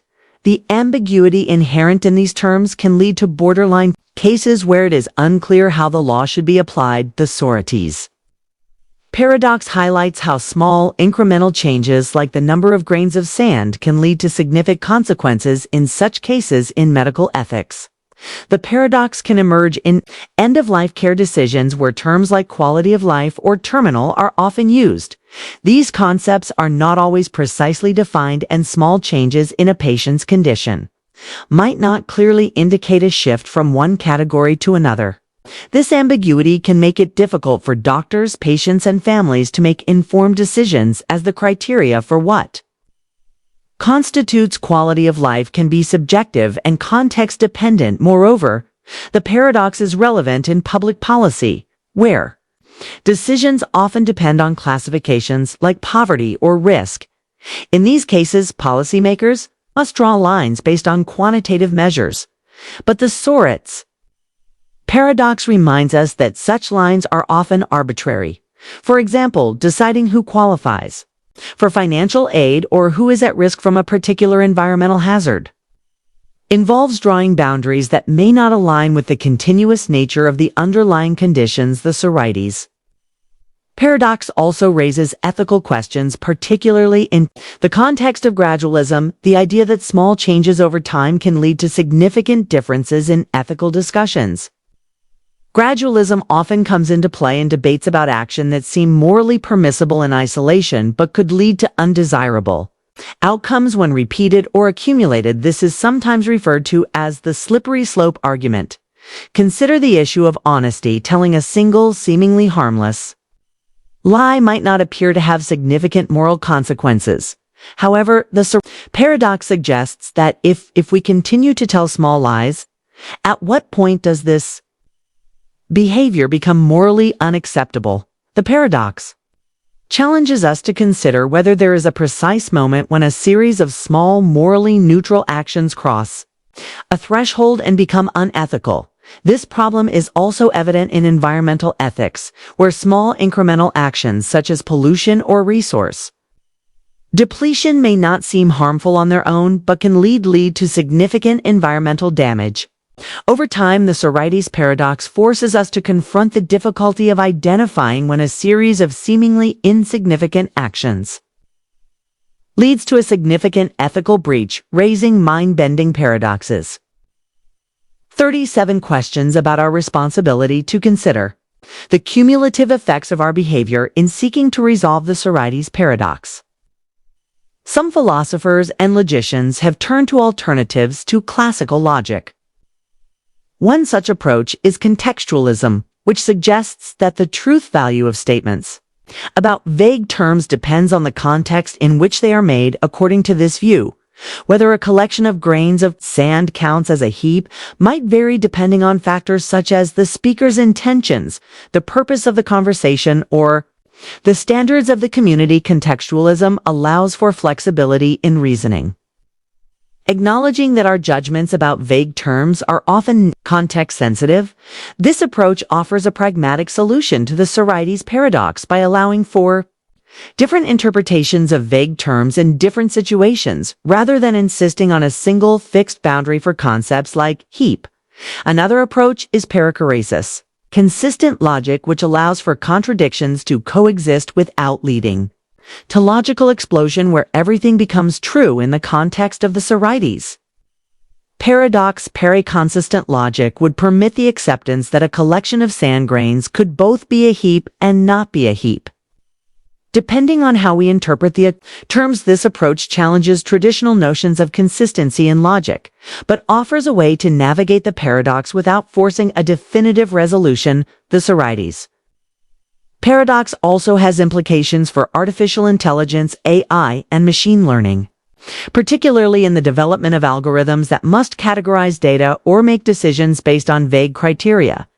AI systems often rely on binary classifications, but the sides paradox suggests that these systems may struggle with concepts that do not have clear boundaries. For example, an AI designed to detect spam emails must determine at what point a series of borderline cases, emails that are somewhat suspicious but not clearly spam, should be classified as spam. The paradox highlights the challenge of programming machines to handle vague categories, as the criteria for classification might not always be clear-cut. This raises questions about the limitations of AI in dealing with the subtleties of human language and decision-making. Where vagueness is a common feature, the Sorites paradox serves as a powerful reminder of the complexities and ambiguities that permeate our everyday concepts and reasoning. By exposing the difficulties in drawing clear boundaries within vague categories, the paradox challenges the foundations of classical logic, forcing us to reconsider how we categorize, make decisions, and apply ethical principles. The various philosophical responses, from epistemicism to fuzzy logic and contextualism, offer different ways of understanding and addressing vagueness, each highlighting the need for flexibility and nuance in our thinking, whether in law, ethics, or technology. The Sorites paradox compels us to recognize that many of the distinctions we rely on are not as precise as they seem, urging us to approach such challenges with greater awareness and sensitivity. As we continue to grapple with the implications of this, the paradox remains a central puzzle, inviting ongoing exploration. And reflection paradox of unexpected examination, the paradox of the asterisk. Unexpected examination is a logical puzzle that explores the tension between prediction and surprise. It begins with a teacher announcement to a class that they will have an exam sometime during the upcoming week, but it will be a surprise. The paradox challenges students to reconcile the notion of an exam being both scheduled and unpredictable. The scenario starts with the teacher declaring that the exam will be given on one day during the week, but it will be a surprise to the students. The key condition is that the exam must occur on a day that the students do not expect. In fact, the student task is to determine the day of the exam based on this information to begin with. Students might reason about the possible days for the exam. If they consider Friday as a potential exam day, they realize that by Thursday evening, if the exam has not yet occurred, it must be on Friday. This realization means that the exam would no longer be a surprise, as they would have anticipated it given this reasoning. The students might then rule out Friday as a possibility. They would apply the same logic to Thursday, reasoning that if the exam has not occurred by Wednesday, it must be on Thursday. This process of elimination continues backward through the week, leading students to conclude that the exam cannot occur on any day of the week. This logical deduction seems flawless at first glance. If the exam cannot occur on any of the days, the students might believe that the teacher's announcement is self-contradictory. Yet if the teacher administers the exam on, say, Wednesday, it would indeed be a surprise. This outcome contradicts the student logical conclusion that no day can satisfy the surprise condition. The paradox lies in the conflict between the student's reasoning and the actual outcome. The student's logical elimination of each day based on the surprise condition results in a contradiction when an unexpected exam occurs. This paradox raises important questions about pure, and I love to make what they love. And we all know I've been exploring that. Path. Logical elimination of us. 8. Based on my begabit. Made my be difficult. We end with eclode. We see what I love. I see what we love. We love it. We're at the work. I can't unkin me so comment a coffer on my say agree khikk I can key to app h kefta we can we to cdc so you we get I decide to I can this we you can use it can you or I get good with the conk I with to get it if the bide week did it I would I think you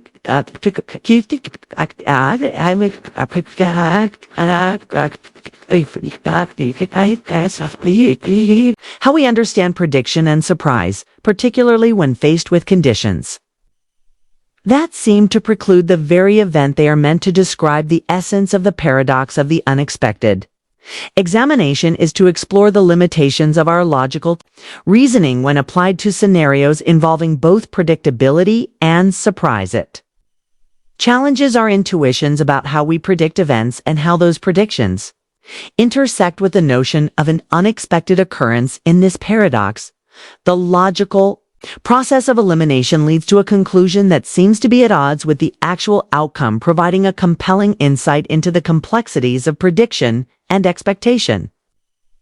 Expanding on the paradox of the unexpected examination, we delve deeper into the concepts of knowledge, expectation, and self-reference that underpin the paradox. The puzzle offers a unique perspective on how these elements interact to create a seemingly contradictory situation. One key concept to explore is self-referential reasoning. The paradox involves a self-referential loop where the student's knowledge of the teacher's announcement influences their reasoning about the exam. The teacher's condition that the exam will be a surprise creates a situation where students' attempts to predict the exam day actually affect their ability to be surprised. This self-referential nature of the paradox complicates the logical reasoning process, leading to an outcome that appears contradictory. The paradox also highlights the concept of epistemic uncertainty, which refers to the uncertainty arising from our lack of complete knowledge in this scenario. The student's reasoning is based on their incomplete knowledge of when the exam will occur. This uncertainty leads them to eliminate all possible days, yet the exam can still occur on a day they thought was impossible. The paradox reveals how epistemic uncertainty can lead to surprising outcomes even when logical reasoning seems to provide a clear answer. Another relevant concept is confirmation bias, where individuals tend to seek out information that confirms their pre-existing beliefs or expectations. In the paradox, the student's elimination of days based on the surprise condition reflects a form of confirmation bias. They are looking for a day that aligns with the condition of surprise but end up ruling out all possibilities. This bias influences their reasoning and contributes to the paradoxical result. The paradox can also be examined through the lens of decision theory. And decision-making individuals often use logical reasoning to predict and plan for future events. However, the paradox of the unexpected examination demonstrates how prediction can be complicated by conditions of surprise. Decision theory emphasizes the importance of considering uncertainty and the potential for unexpected outcomes, highlighting the limitations of static reasoning models. To further understand the paradox, we can explore the concept of dynamic prediction models, which incorporate changing information and real-time updates, unlike static models which rely on fixed assumptions. Dynamic models account for the evolving nature of predictions. The paradox illustrates how static reasoning can lead to contradictions when faced with conditions involving surprise and uncertainty. By examining the paradox through these various lenses, we gain a deeper understanding of how knowledge, expectation, and self-reference interact to create a complex and counterintuitive scenario. The paradox challenges our intuitive grasp of prediction and highlights the limitations of logical reasoning when dealing with unexpected outcomes. In exploring the broader implications of the paradox of the unexpected examination, we address its philosophical, practical, and educational significance. The paradox offers valuable insights into how we understand and manage prediction, surprise, and uncertainty in various contexts. One important philosophical consideration is the nature of knowledge and prediction. The paradox challenges the idea that complete knowledge or logical reasoning can fully account for future events. It highlights the limitations of our ability to predict outcomes, especially when the conditions involve elements of surprise. This insight prompts us to reconsider our assumptions about knowledge and prediction, and to acknowledge the inherent uncertainties in our understanding of the future. The paradox also has practical implications for decision-making and risk management in real-world scenarios. Decision-makers must account for uncertainty and prepare for unexpected outcomes.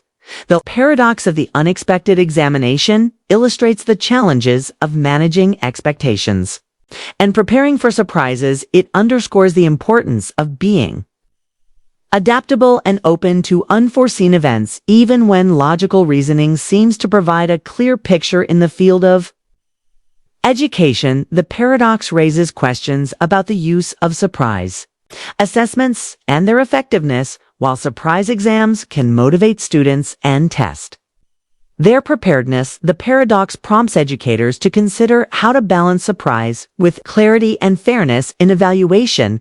It encourages a reevaluation of assessment practices and their impact on students' learning experiences. The paradox also invites reflection on the psychological aspects of surprise and expectation.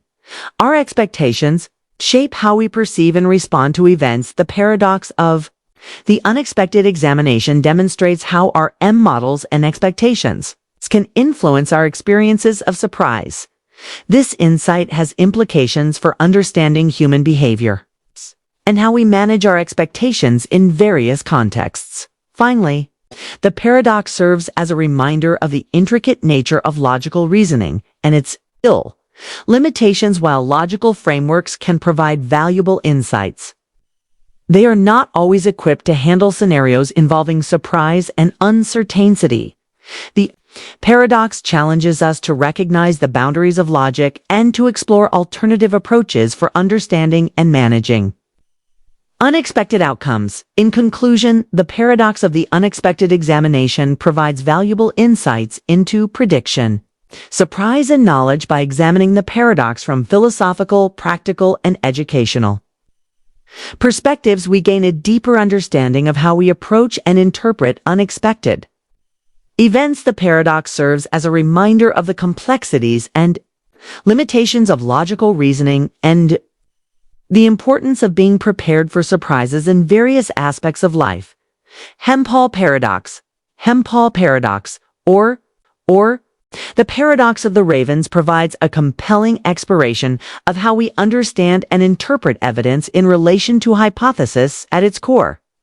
The paradox challenges our intuition about what counts as supporting evidence for a given hypothesis. The paradox begins with a simple hypothesis: all ravens are black. This hypothesis can be tested by observing ravens.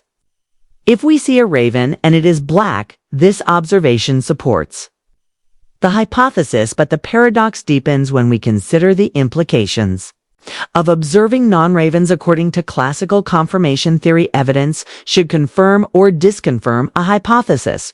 For instance, if we observe a black raven, seems to support our hypothesis that all ravens are black.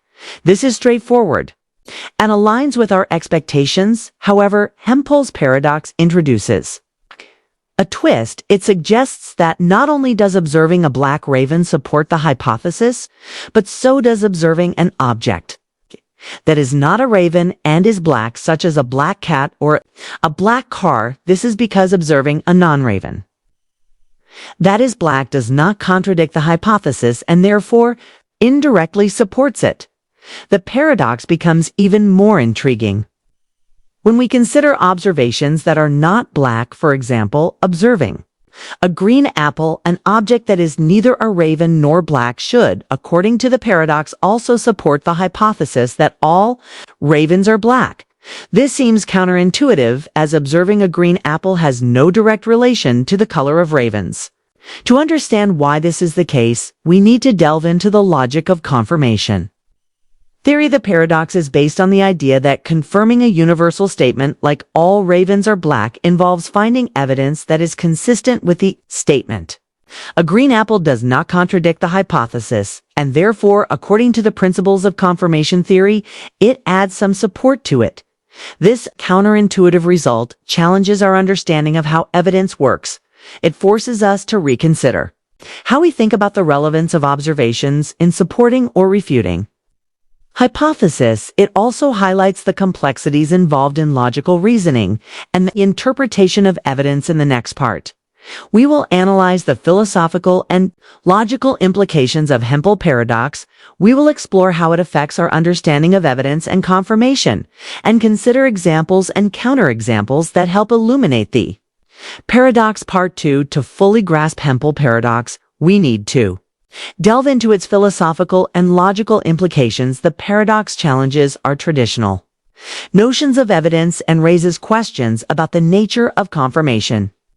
One key aspect of the paradox is the idea of confirmation by observation. According to classical confirmation theory, any observation that does not contradict the hypothesis can be considered as confirming evidence. This principle leads to the surprising result that observing non-black objects like green apples can support the hypothesis that all ravens are black. The paradox highlights the problem of relevance in confirmation theory. While observing a green apple might technically support the hypothesis, it seems irrelevant to the specific question of whether all ravens are black. This disconnection between the observation and the hypothesis raises questions about what counts as meaningful evidence. Counterexamples provide additional insight into the paradox. Consider the following scenarios. Observation of a black cat. Observing a black cat supports the hypothesis that all ravens are black according to confirmation theory. This makes sense because a black cat is consistent with the hypothesis, even though it is not a raven. Observation of a green apple. Observing a green apple also supports the hypothesis. However, this is less intuitive as the green apple is neither a raven nor black. The connection between the observation and the hypothesis is less direct. which challenges our understanding of how evidence should work. Observation of a white raven if we were to observe a white raven. This would directly contradict the hypothesis that all ravens are black. This example clearly refutes the hypothesis, demonstrating that evidence can be straightforwardly disconfirming. The paradox also raises questions about confirmation holism. The idea that hypotheses are confirmed or disconfirmed in conjunction with other related beliefs. Hempel's paradox suggests that the support provided by observations might not be as straightforward as it appears. It challenges us to think about how we interpret evidence in the context of broader theories and beliefs. Furthermore, the paradox invites us to reconsider the nature of scientific hypothesis. In scientific practice, hypotheses are typically tested through direct observations and experiments. Hempel's paradox reminds us that while formal logic might suggest that any non-contradictory observation supports a hypothesis, practical considerations often require us to focus on more relevant and directly related evidence. In the next part, we will explore the broader implications of Hempel's paradox and its impact on our understanding of evidence and confirmation. We will reflect on how the paradox influences scientific reasoning and consider potential strategies for addressing the challenges it presents. Hempel's paradox has profound implications for our understanding of evidence and scientific reasoning. It challenges conventional views on how evidence supports hypothesis and prompts us to rethink the principles of confirmation theory. One significant implication of the paradox is the need for contextual relevance in evidence evaluation. While formal logic might suggest that any observation that does not contradict a hypothesis supports it, practical scientific reasoning requires a focus on relevant and contextually meaningful evidence. For instance, in scientific research, hypotheses are typically tested through controlled experiments and observations that directly relate to the hypothesis in question. The paradox underscores the importance of diegesis, the importance of considering how evidence is relevant to the specific hypotheses being tested. The paradox also highlights the limitations of formal confirmation theory. While Hempel's paradox demonstrates that any non-contradictory observation can theoretically support a hypothesis, it also reveals the limitations of applying formal logic to complex real-world scenarios. In practice, scientists and researchers often need to balance logical consistency with practical relevance and empirical significance. The scientific method emphasizes the importance of hypothesis testing through direct and relevant observations, while Hempel's paradox illustrates that any observation not contradicting a hypothesis might provide some level of confirmation. It also emphasizes the need for meaningful and targeted evidence. Researchers must ensure that their observations are directly related to the hypothesis and that they contribute to a coherent and relevant body of evidence. Hempel's paradox also relates to the concept of confirmation bias, where individuals may seek out or emphasize evidence that supports their existing beliefs while overlooking contradictory evidence. The paradox highlights the importance of being mindful of how evidence is interpreted and ensuring that it is relevant and substantive. It serves as a reminder to approach evidence with a critical and balanced perspective rather than relying solely on formal logical consistency. The paradox has implications for theory building and scientific practice. It prompts us to consider how theories are developed and tested and how evidence is integrated into theoretical frameworks. While formal logic provides valuable insights into the nature of confirmation, real-world theory building requires a nuanced understanding of evidence and its relevance to the hypothesis being explored.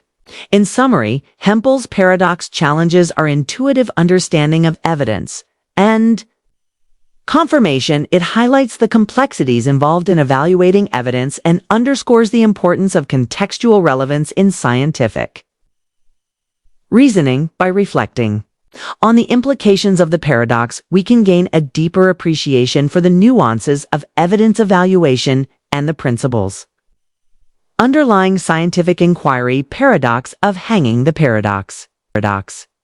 Paradox of hanging, of the unexpected hanging, also known as the unexpected examination. Paradox is a captivating logical puzzle that explores the nature of prediction and surprise. The paradox is framed around a seemingly straightforward scenario involving a judge, a prisoner, and the concept of an unexpected event. The core of the paradox lies in understanding how an event can be both predictable and unexpected at the same time. Challenging our intuitive grasp of logic and foresight. Imagine a judge informs a condemned prisoner that he will be hanged at noon on one weekday in the following week, but that the execution will be a surprise to the prisoner. The judge adds that the execution cannot be predicted in advance, meaning that the prisoner will not know the day of the hanging until the execution day itself. This stipulation sets up a situation that seems straightforward at first, but becomes increasingly perplexing as we delve into its implications. To begin with, the prisoner reasons about the hanging's timing and tries to deduce when the execution might take place. The prisoner first eliminates Friday from consideration. If the hanging were to occur on Friday, it would not be a surprise by Thursday evening. If the prisoner has not been hanged, he would know that the hanging must occur on Friday, which contradicts the condition of the surprise following this logic. The prisoner eliminates Thursday as well if the prisoner has not been hanged by Wednesday evening. Then Thursday becomes the only possible day left. But if Thursday were the hanging day, the prisoner would know by Wednesday evening that the hanging must be on Thursday, violating the surprise condition. Extending this reasoning backwards, the prisoner eliminates Wednesday, Tuesday, and finally Monday. If the prisoner has survived until the end of Monday, then he would be able to predict the hanging day as Tuesday, which again breaks the surprise rule. Thus, by this process of elimination, the prisoner concludes that the hanging cannot occur on any day of the week. However, this reasoning leads to an apparent contradiction if the prisoner concludes that the hanging cannot occur, yet the judge carries out the hanging on, say, Wednesday, the event. Examining how surprise and prediction intersect with our understanding of reality, we gain insights into the broader philosophical questions of how we perceive and interpret the world around us. The paradox challenges us to reconcile our logical frameworks with the unpredictable nature of reality, fostering a deeper appreciation of the complexity of existence. In conclusion, the paradox of the unexpected hanging offers profound insights into the nature of prediction, surprise, and expectation. By exploring the paradox through various perspectives, including psychological, dynamic, and philosophical dimensions, we gain a richer understanding of how we approach and respond to unexpected events. The paradox serves as a reminder of the intricate interplay between logic, knowledge, and reality, challenging us to rethink our assumptions and expand our understanding of these fundamental concepts. Paradox of perfect murder. To understand the paradox of the perfect murder, we must first define what we mean by perfection in this context. In theory, a perfect murder is one where the perpetrator manages to commit the crime without leaving any evidence, without any witnesses, and without any chance of being caught. This implies an ideal scenario where all aspects of the crime are controlled and executed flawlessly, defining perfection in crime. A perfect murder would not leave any physical evidence such as fingerprints, DNA, or any forensic traces. It would involve the complete absence of any material clues that could link the perpetrator to the crime. The crime would be carried out in such a way that no one would see or hear anything that could implicate the perpetrator. This includes avoiding any surveillance or electronic monitoring that might capture the act. The perpetrator would not have any discernible motive or opportunity that could lead investigators to suspect them. This includes ensuring that it does not fit any known patterns or involve any personal connections to the victim. Theoretical considerations. Achieving perfection in a crime requires meticulous planning and flawless execution. The perpetrator would need to anticipate and counter every possible scenario that could lead to detection. One key consideration is human error. Even the most careful plans can be disrupted by unforeseen factors or mistakes. This introduces a level of uncertainty that challenges the idea of a truly perfect crime. The notion of a perfect murder is inherently paradoxical because the concept of perfection in criminal acts assumes a level of control and execution that may be inherently unattainable. In practice, achieving a crime without any evidence or trace of involvement is extremely challenging, if not impossible, philosophical. Implications: nature of perfection philosophically. The idea of a perfect murder raises questions about the nature of perfection itself. Is perfection an attainable goal? Or is it an ideal that is inherently unattainable? Ethical considerations. The paradox also raises ethical questions about the of crime and morality. Even if a murder could be committed perfectly, does this make the act morally justifiable or acceptable in any way? The paradox of the perfect murder highlights the complexities involved in committing a crime without leaving any evidence or trace. In the next part, we will explore the implications of this paradox for the understanding of crime and justice, including real-world examples and theoretical consideration. The paradox of the perfect murder has significant implications for our understanding of crime, justice, and the concept of perfection. To fully appreciate these implications, we must consider real-world examples and theoretical considerations that challenge the feasibility of committing a perfect murder. Real-world examples throughout history. There have been numerous cases where individuals attempted to commit crimes with the goal of avoiding detection.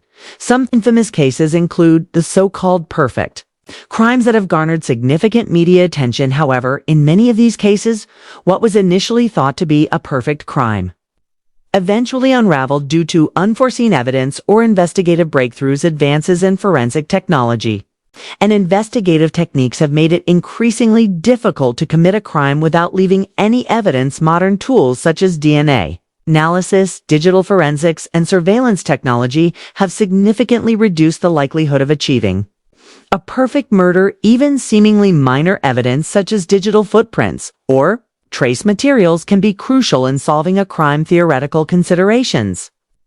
The concept of a perfect murder assumes that all aspects of the crime can be controlled and executed flawlessly. However, in reality, there is always an element of chance involved. Unpredictable factors such as human behavior, environmental conditions, and technical failures can impact the outcome of a crime and make the idea of perfection elusive. The pursuit of a perfect crime raises ethical and legal questions about the nature of justice. Even if a crime were committed without leaving any evidence, the moral and legal implications of the act would remain. The concept of justice involves more than just the detection of crime. It encompasses broader issues of morality, accountability, and societal impact on the justice system. The pursuit of perfection in criminal acts highlights the importance of effective investigation techniques and the role of forensic science in solving crimes.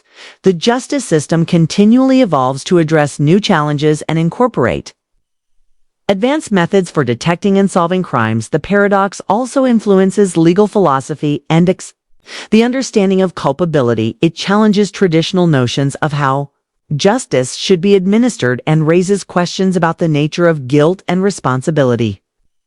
The paradox of the perfect murder serves as a thought experiment that challenges our understanding of crime and justice. It emphasizes the complexity of achieving absolute perfection and highlights the role of chance, technology, and ethics in the criminal justice system. In the final part, we will explore broader reflections on the paradox and its implications for our understanding of human behavior and criminal activity. The paradox of the perfect murder offers valuable insights into human behavior, criminal activity, and the nature of perfection. It challenges our understanding of crime and justice, providing a platform for reflection on the complexities of achieving absolute perfection in any domain. Psychological insights. The desire to commit a perfect crime often stems from psychological motivations, such as a need for control, mastery, or proving one's capabilities. This reflects deeper aspects of human psychology, including the fascination with perfection and the desire to overcome limitations. Human fallibility, the paradox underscores the inherent fallibility of human endeavors, even the most carefully planned and executed. Actions are subject to human error and unforeseen factors. This realization highlights the limits of human control and the challenges of achieving perfection in any aspect of life. Implications for criminal activity, the pursuit of a perfect murder reveals the challenges involved in concealing criminal activity, the complexity of hiding evidence, avoiding witnesses, and managing multiple variables makes the idea of a perfect crime increasingly unlikely. The paradox also reflects the evolving nature of crime and justice as investigative techniques advance and societal norms change. The ways in which crimes are committed and solved continue to evolve. The pursuit of perfection in crime serves as a reminder of the ongoing challenges faced by the justice system. Broader philosophical reflections. Philosophically, the paradox invites reflection on the nature of perfection itself. Is perfection an attainable goal, or is it an ideal that exists only in theory? The paradox challenges us to consider the limits of human aspiration and the role of imperfection in shaping our understanding of reality. The paradox raises ethical questions about the nature of criminal activity and the pursuit of perfection. It prompts us to consider the moral implications of attempting to achieve flawless outcomes and the impact of such pursuits on individuals and society. Impact on society. Cultural perceptions. The concept of the perfect murder influences cultural perceptions of crime and justice. It shapes narratives in literature, media, popular culture, reflecting societal attitudes towards criminal behavior and the quest for perfection. Legal and ethical frameworks. The paradox also informs legal and ethical frameworks, challenging traditional notions of justice and accountability. It encourages ongoing discussions about the nature of criminality, the role of evidence, and the principles of legal and moral responsibility. In summary, the paradox of the perfect murder serves as a thought proving exploration of crime, perfection, and human behavior. It highlights the complexities involved in achieving flawless outcomes and provides valuable insights into the nature of justice, ethics, and the limits of human control. By reflecting on the paradox, we gain a deeper appreciation for the challenges and nuances of criminal activity and the pursuit of perfection in any domain. Paradox of self-replicating machines. The concept of a paradox of perfect murder would indeed be a surprise to the prisoner, despite his logical deduction that it could not happen. The paradox thus arises from the conflict between the prisoner's logical deduction and the actual occurrence of the event.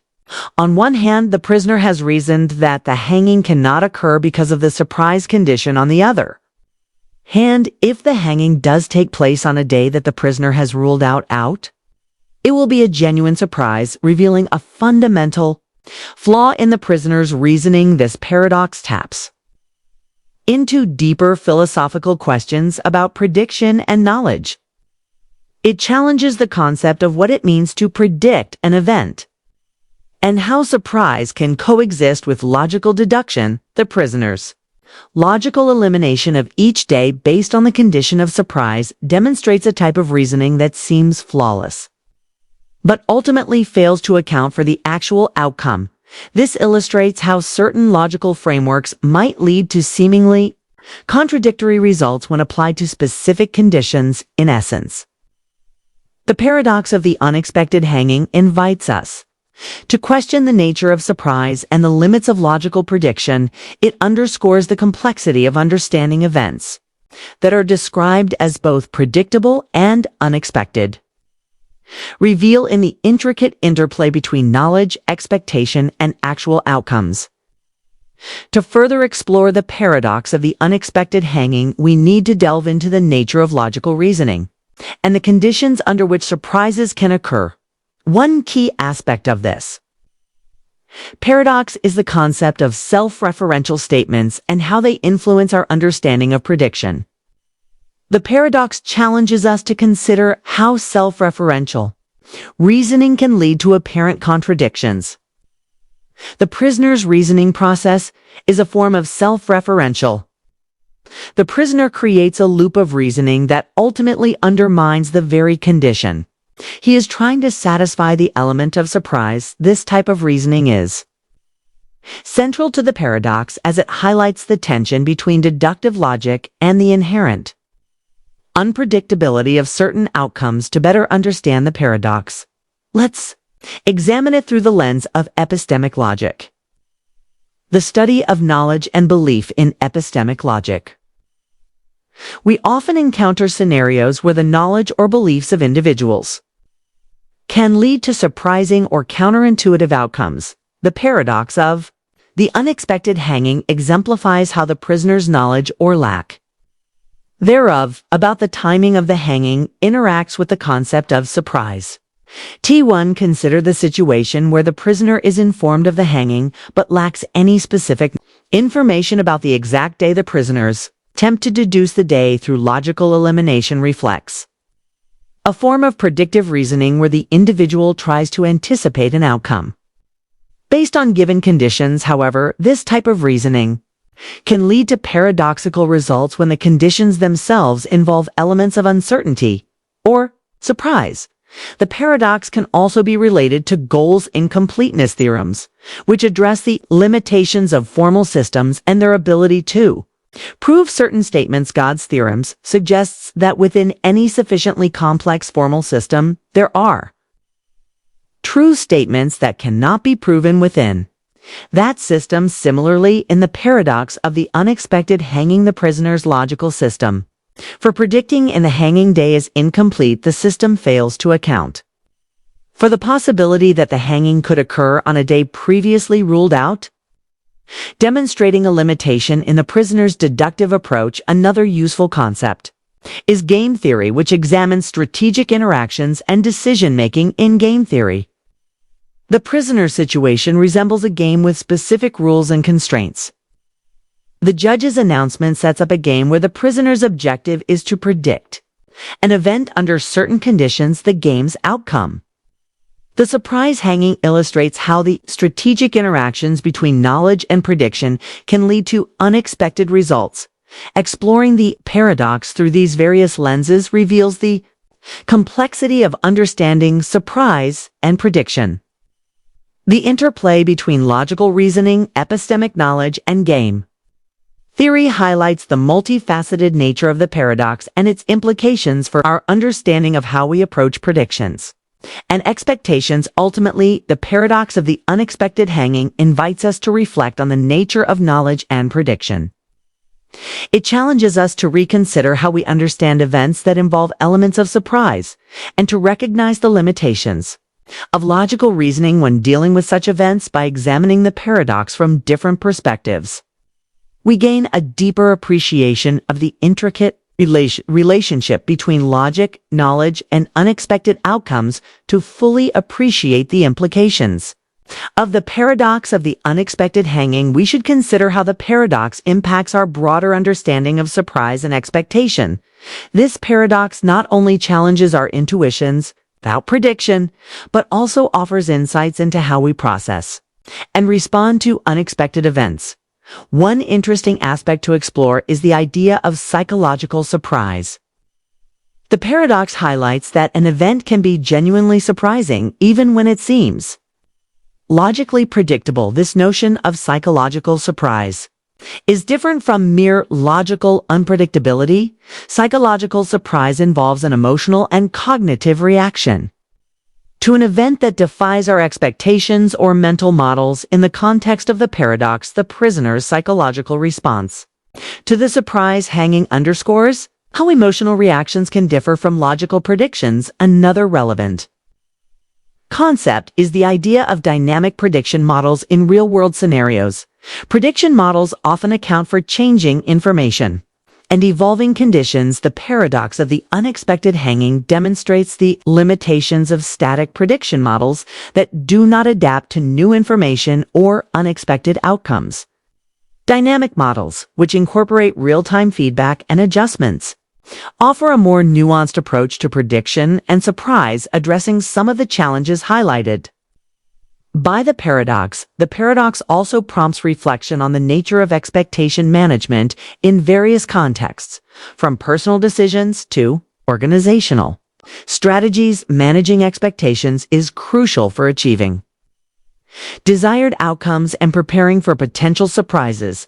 The paradox of the unexpected hanging illustrates how expectations can be shaped by both logical reasoning and emotional factors, affecting how we respond to unexpected events. To further understand the paradox, we can consider philosophical implications related to the nature of time and causality. The paradox challenges our understanding of how time and causality interact with prediction. If an event is said to be a surprise, it implies that it defies our causal expectations. This raises questions about how we conceive of causality and whether our understanding of cause and effect can be reconciled with the notion of surprise. The practical applications of the paradox extend to fields such as decision theory and risk management. In decision-making, understanding how surprises can arise despite careful planning and analysis is crucial for managing risks and making informed choices. The paradox emphasizes the importance of being prepared for unexpected outcomes and recognizing the limitations of our predictive abilities. Finally, the paradox invites us to consider the philosophical nature of reality and our perceptions of it by asterisk. Paradox of self-replicating machine is a captivating idea that delves into the realms of automation, technology, and the very nature of replication at its core. A self-replicating machine is designed to create copies of itself without external intervention. This means the machine would use raw materials and energy from its environment to manufacture an exact duplicate of itself, complete with all necessary components and functionality to grasp this concept. It helps to envision a machine equipped with advanced capabilities. Such a machine would first need to gather raw materials from its surroundings. These materials might include metals, plastics, or other substances essential for constructing its parts. After collecting these resources, the machine would then process them. This processing involves transforming raw materials into precise components through various tasks, like cutting, shaping, and assembling. Once the machine has fabricated the necessary parts, it would need to assemble them into a functioning copy of itself. This step requires intricate coordination and precision to ensure that the new machine operates as effectively as the original. Finally, the machine would initiate the replication process again, leading to a chain reaction of machines producing more machines. The theoretic ICAL foundation of self-replicating machines can be traced back to the mathematician John von Neumann, who introduced the concept at 1940s. Von Neumann proposed the idea of a universal constructor, a theoretical machine capable of constructing copies of itself using raw materials. This universal constructor was envisioned not only as a self-replicating entity, but also as a device that could build a wide range of other machines and structures. Von Neumann's work laid the groundwork for subsequent exploration of self-replication in various scientific and technological contexts.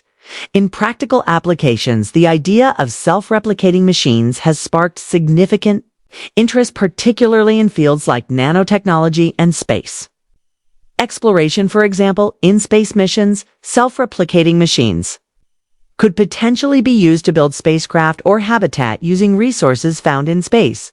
This approach could reduce the need for resupply missions from Earth and allow for the creation of infrastructure in extraterrestrial environments.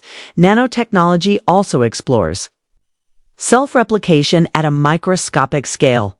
Self-replicating nanobots, if realized, could potentially assemble complex structures at the molecular level, leading to advancements in materials, science, and manufacturing. These tiny machines could revolutionize various industries by enabling the precise construction of materials and devices at unprecedented scales. However, the concept of self-replicating machines is not without its challenges and paradoxes. One of the primary concerns is the requirement for substantial resources. A machine that replicates itself must gather and process large amounts of raw materials. This raises questions about the availability and sustainability of these resources, especially in environments where they are scarce. or where the machine operates autonomously. The practical challenges of self-replication are significant and multifaceted. One of the key issues is managing the resources required for replication. A self-replicating machine must be able to efficiently gather raw materials from its environment.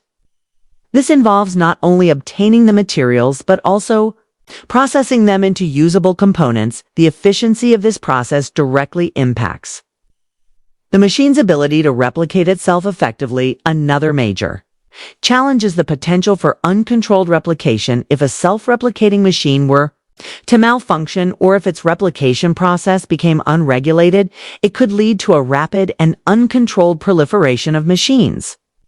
This scenario, often referred to as the gray problem, involves the machine consuming all available resources and potentially causing environmental or ecological damage. Such a situation highlights the need for careful control mechanisms to prevent unintended consequences. The complexity of the replication process also poses technical difficulties, ensuring that every component of the machine is replicated accurately and that the new machine functions correctly is a significant challenge. Any errors or defects in the replication process could compromise the integrity of the entire system, leading to malfunction or failure. This underscores the importance of precision and reliability in the design and operation of self-replicating machines.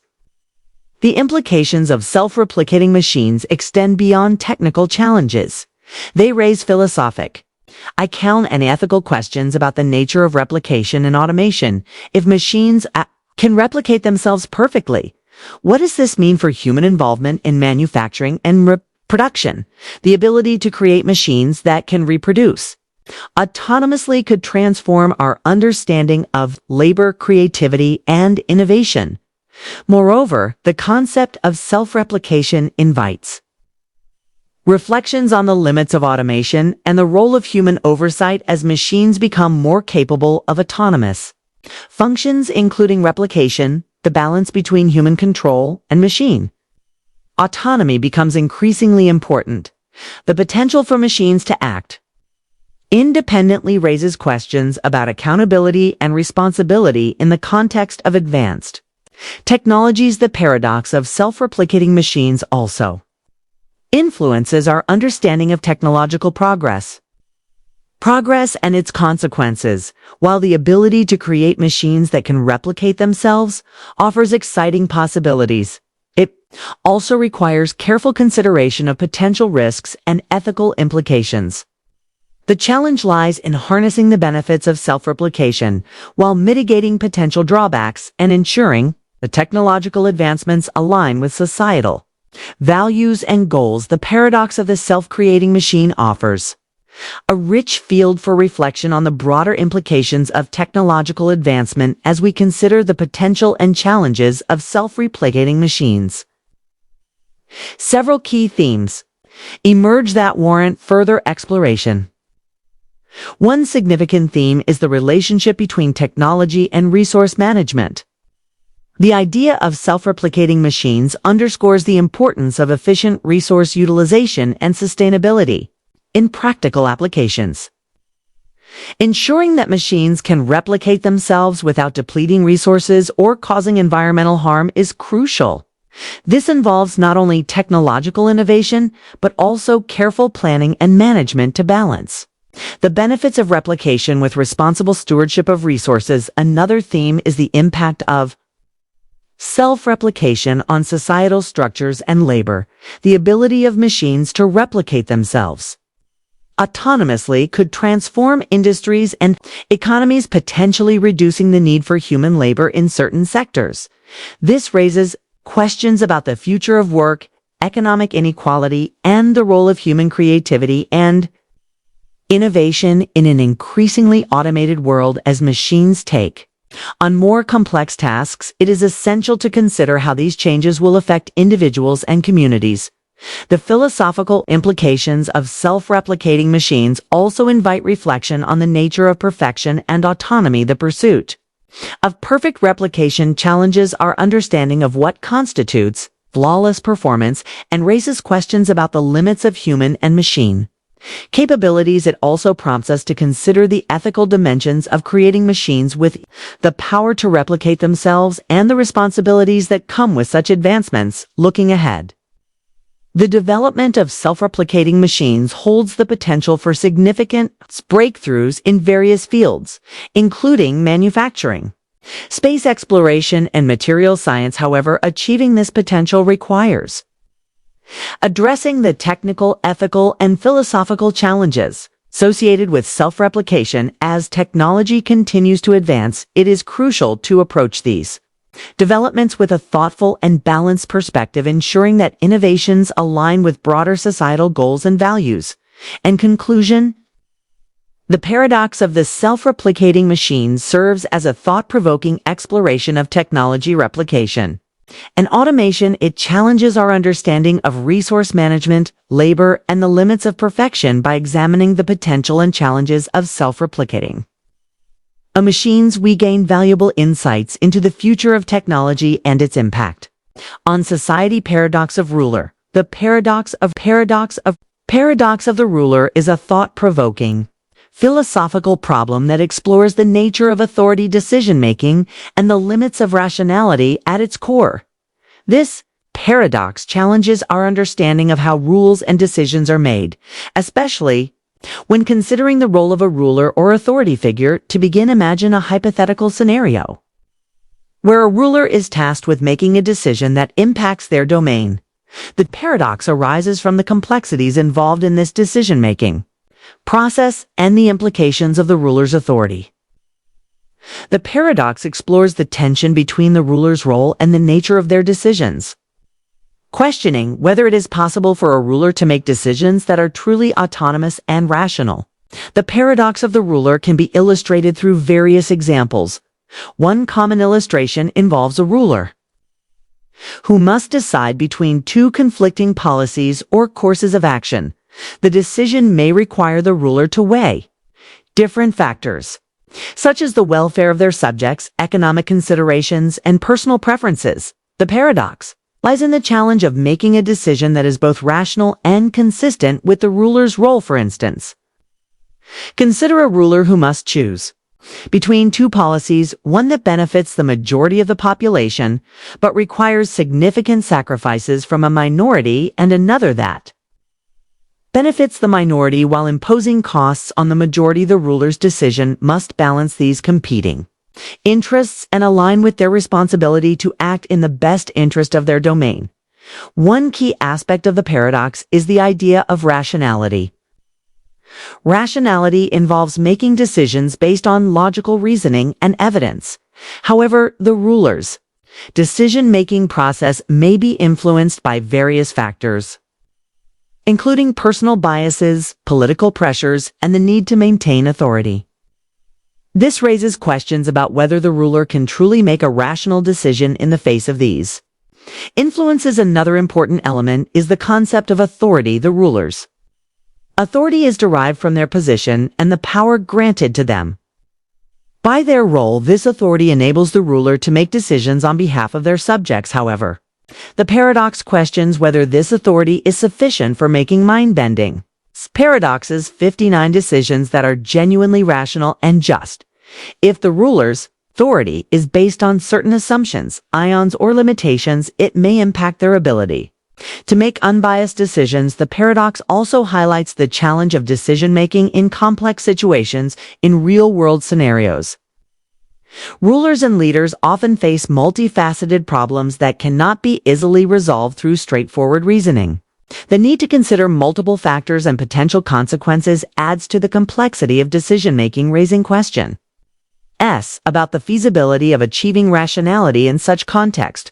Furthermore, the paradox of the ruler invites us to reflect on the nature of authority and its limitations. It challenges us to consider whether authority alone is sufficient for making sound decisions, or whether other factors such as expertise, ethical considerations, and the input of others play a crucial role. The paradox underscores the importance of examining the interplay between authority, rationality, and decision-making in various contexts. The paradox of the ruler extends beyond theoretical considerations and has practical implications for Understanding authority and decision-making by analyzing the paradox. We can gain insights into the challenges faced by rulers and leaders as well as the broader implications for governance and leadership. One significant implication of the paradox is the impact of authority on decision-making. In practice, rulers and leaders often make decisions that are influenced by their authority and the power vested in their role. However, the paradox raises questions about whether authority alone can ensure rational and just decision-making. The presence of authority does not necessarily guarantee that decisions will be free from biases or inconsistencies. The paradox also highlights the importance of transparency and accountability in decision-making. Rulers and leaders are often held accountable for their decisions, and the ability to justify and explain these decisions is crucial. The paradox emphasizes the need for decision-making processes that are transparent and subject to scrutiny, ensuring that decisions are based on sound reasoning and evidence rather than solely on the authority of the ruler. Another key aspect of the paradox is the role of expertise and consultation. Rulers and leaders often rely on advisors, experts, and input from various stakeholders when making decisions. The paradox underscores the value of incorporating diverse perspectives and expertise into the decision-making process by seeking input from others. Rulers can enhance the rationality and effectiveness of their decisions, reducing the potential for bias and improving overall outcomes. The paradox also has implications for the design of decision-making systems and structures. In complex situations, it may be beneficial to implement mechanisms that support rational decision-making and mitigate the influence of personal biases. For example, decision-making frameworks that emphasize evidence-based approaches, stakeholder engagement, and accountability can help address some of the challenges is highlighted by the paradox. Additionally, the paradox of the ruler raises questions about the limits of authority and the potential for power imbalances in situations where authority is concentrated in the hands of a few individuals or institutions. There may be a risk of decisions being influenced by personal interests or biases. The paradox encourages us to consider ways to distribute authority more equitably and ensure that decision-making processes are fair and representative. The implications of the paradox extend to various domains, including politics, business, and organizational leadership. Understanding the challenges associated with authority and decision-making can inform strategies for effective leadership and governance by recognizing the limitations of authority and emphasizing rationality, transparency, and accountability. Leaders can navigate complex decisions more effectively and promote positive outcomes. The paradox of the ruler offers valuable insights into the nature of authority, decision-making, and leadership.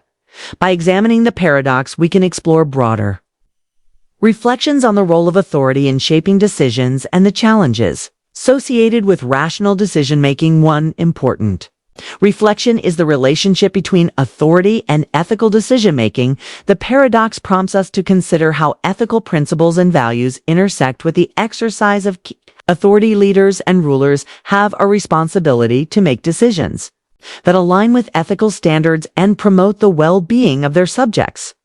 The paradox highlights the need for ethical considerations to be integrated into decision-making processes, ensuring that authority is used in a manner that is fair and just. Another reflection is the impact of decision-making complexity on leadership effectiveness in a world characterized by increasing complexity and interconnectedness. Leaders face numerous challenges in making decisions that account for diverse factors and potential consequences. The paradox underscores the importance of developing decision-making frameworks that can handle complexity and uncertainty, allowing leaders to make informed and rational choices. The paradox also invites us to think about the role of technology and innovation in decision-making. Advances in technology, such as data analytics and artificial intelligence, have the potential to enhance decision-making processes by providing valuable insights and supporting evidence-based approaches. However, the paradox reminds us that technology alone cannot address all the challenges associated with decision-making. It is essential to consider the broader context, including ethical and social dimensions. When leveraging technology for decision support, looking ahead, the paradox of the ruler continues to be relevant in discussions about leadership, governance, and decision-making as societies evolve and face new challenges. Understanding the dynamics of authority and rationality remain crucial. By addressing the insights and implications of the paradox, we can work towards creating decision-making systems that are more effective, equitable, and aligned with ethical principles. In summary, the paradox of the ruler provides a thought-provoking lens through which to examine the complexities of authority and decision-making. It challenges us to consider the limits of authority, the role of rationality, and the importance of transparency and accountability. By reflecting on the paradox and its implications, we gain valuable insights into the nature of leadership and the pursuit of effective and ethical decision-making. Paradox of lottery.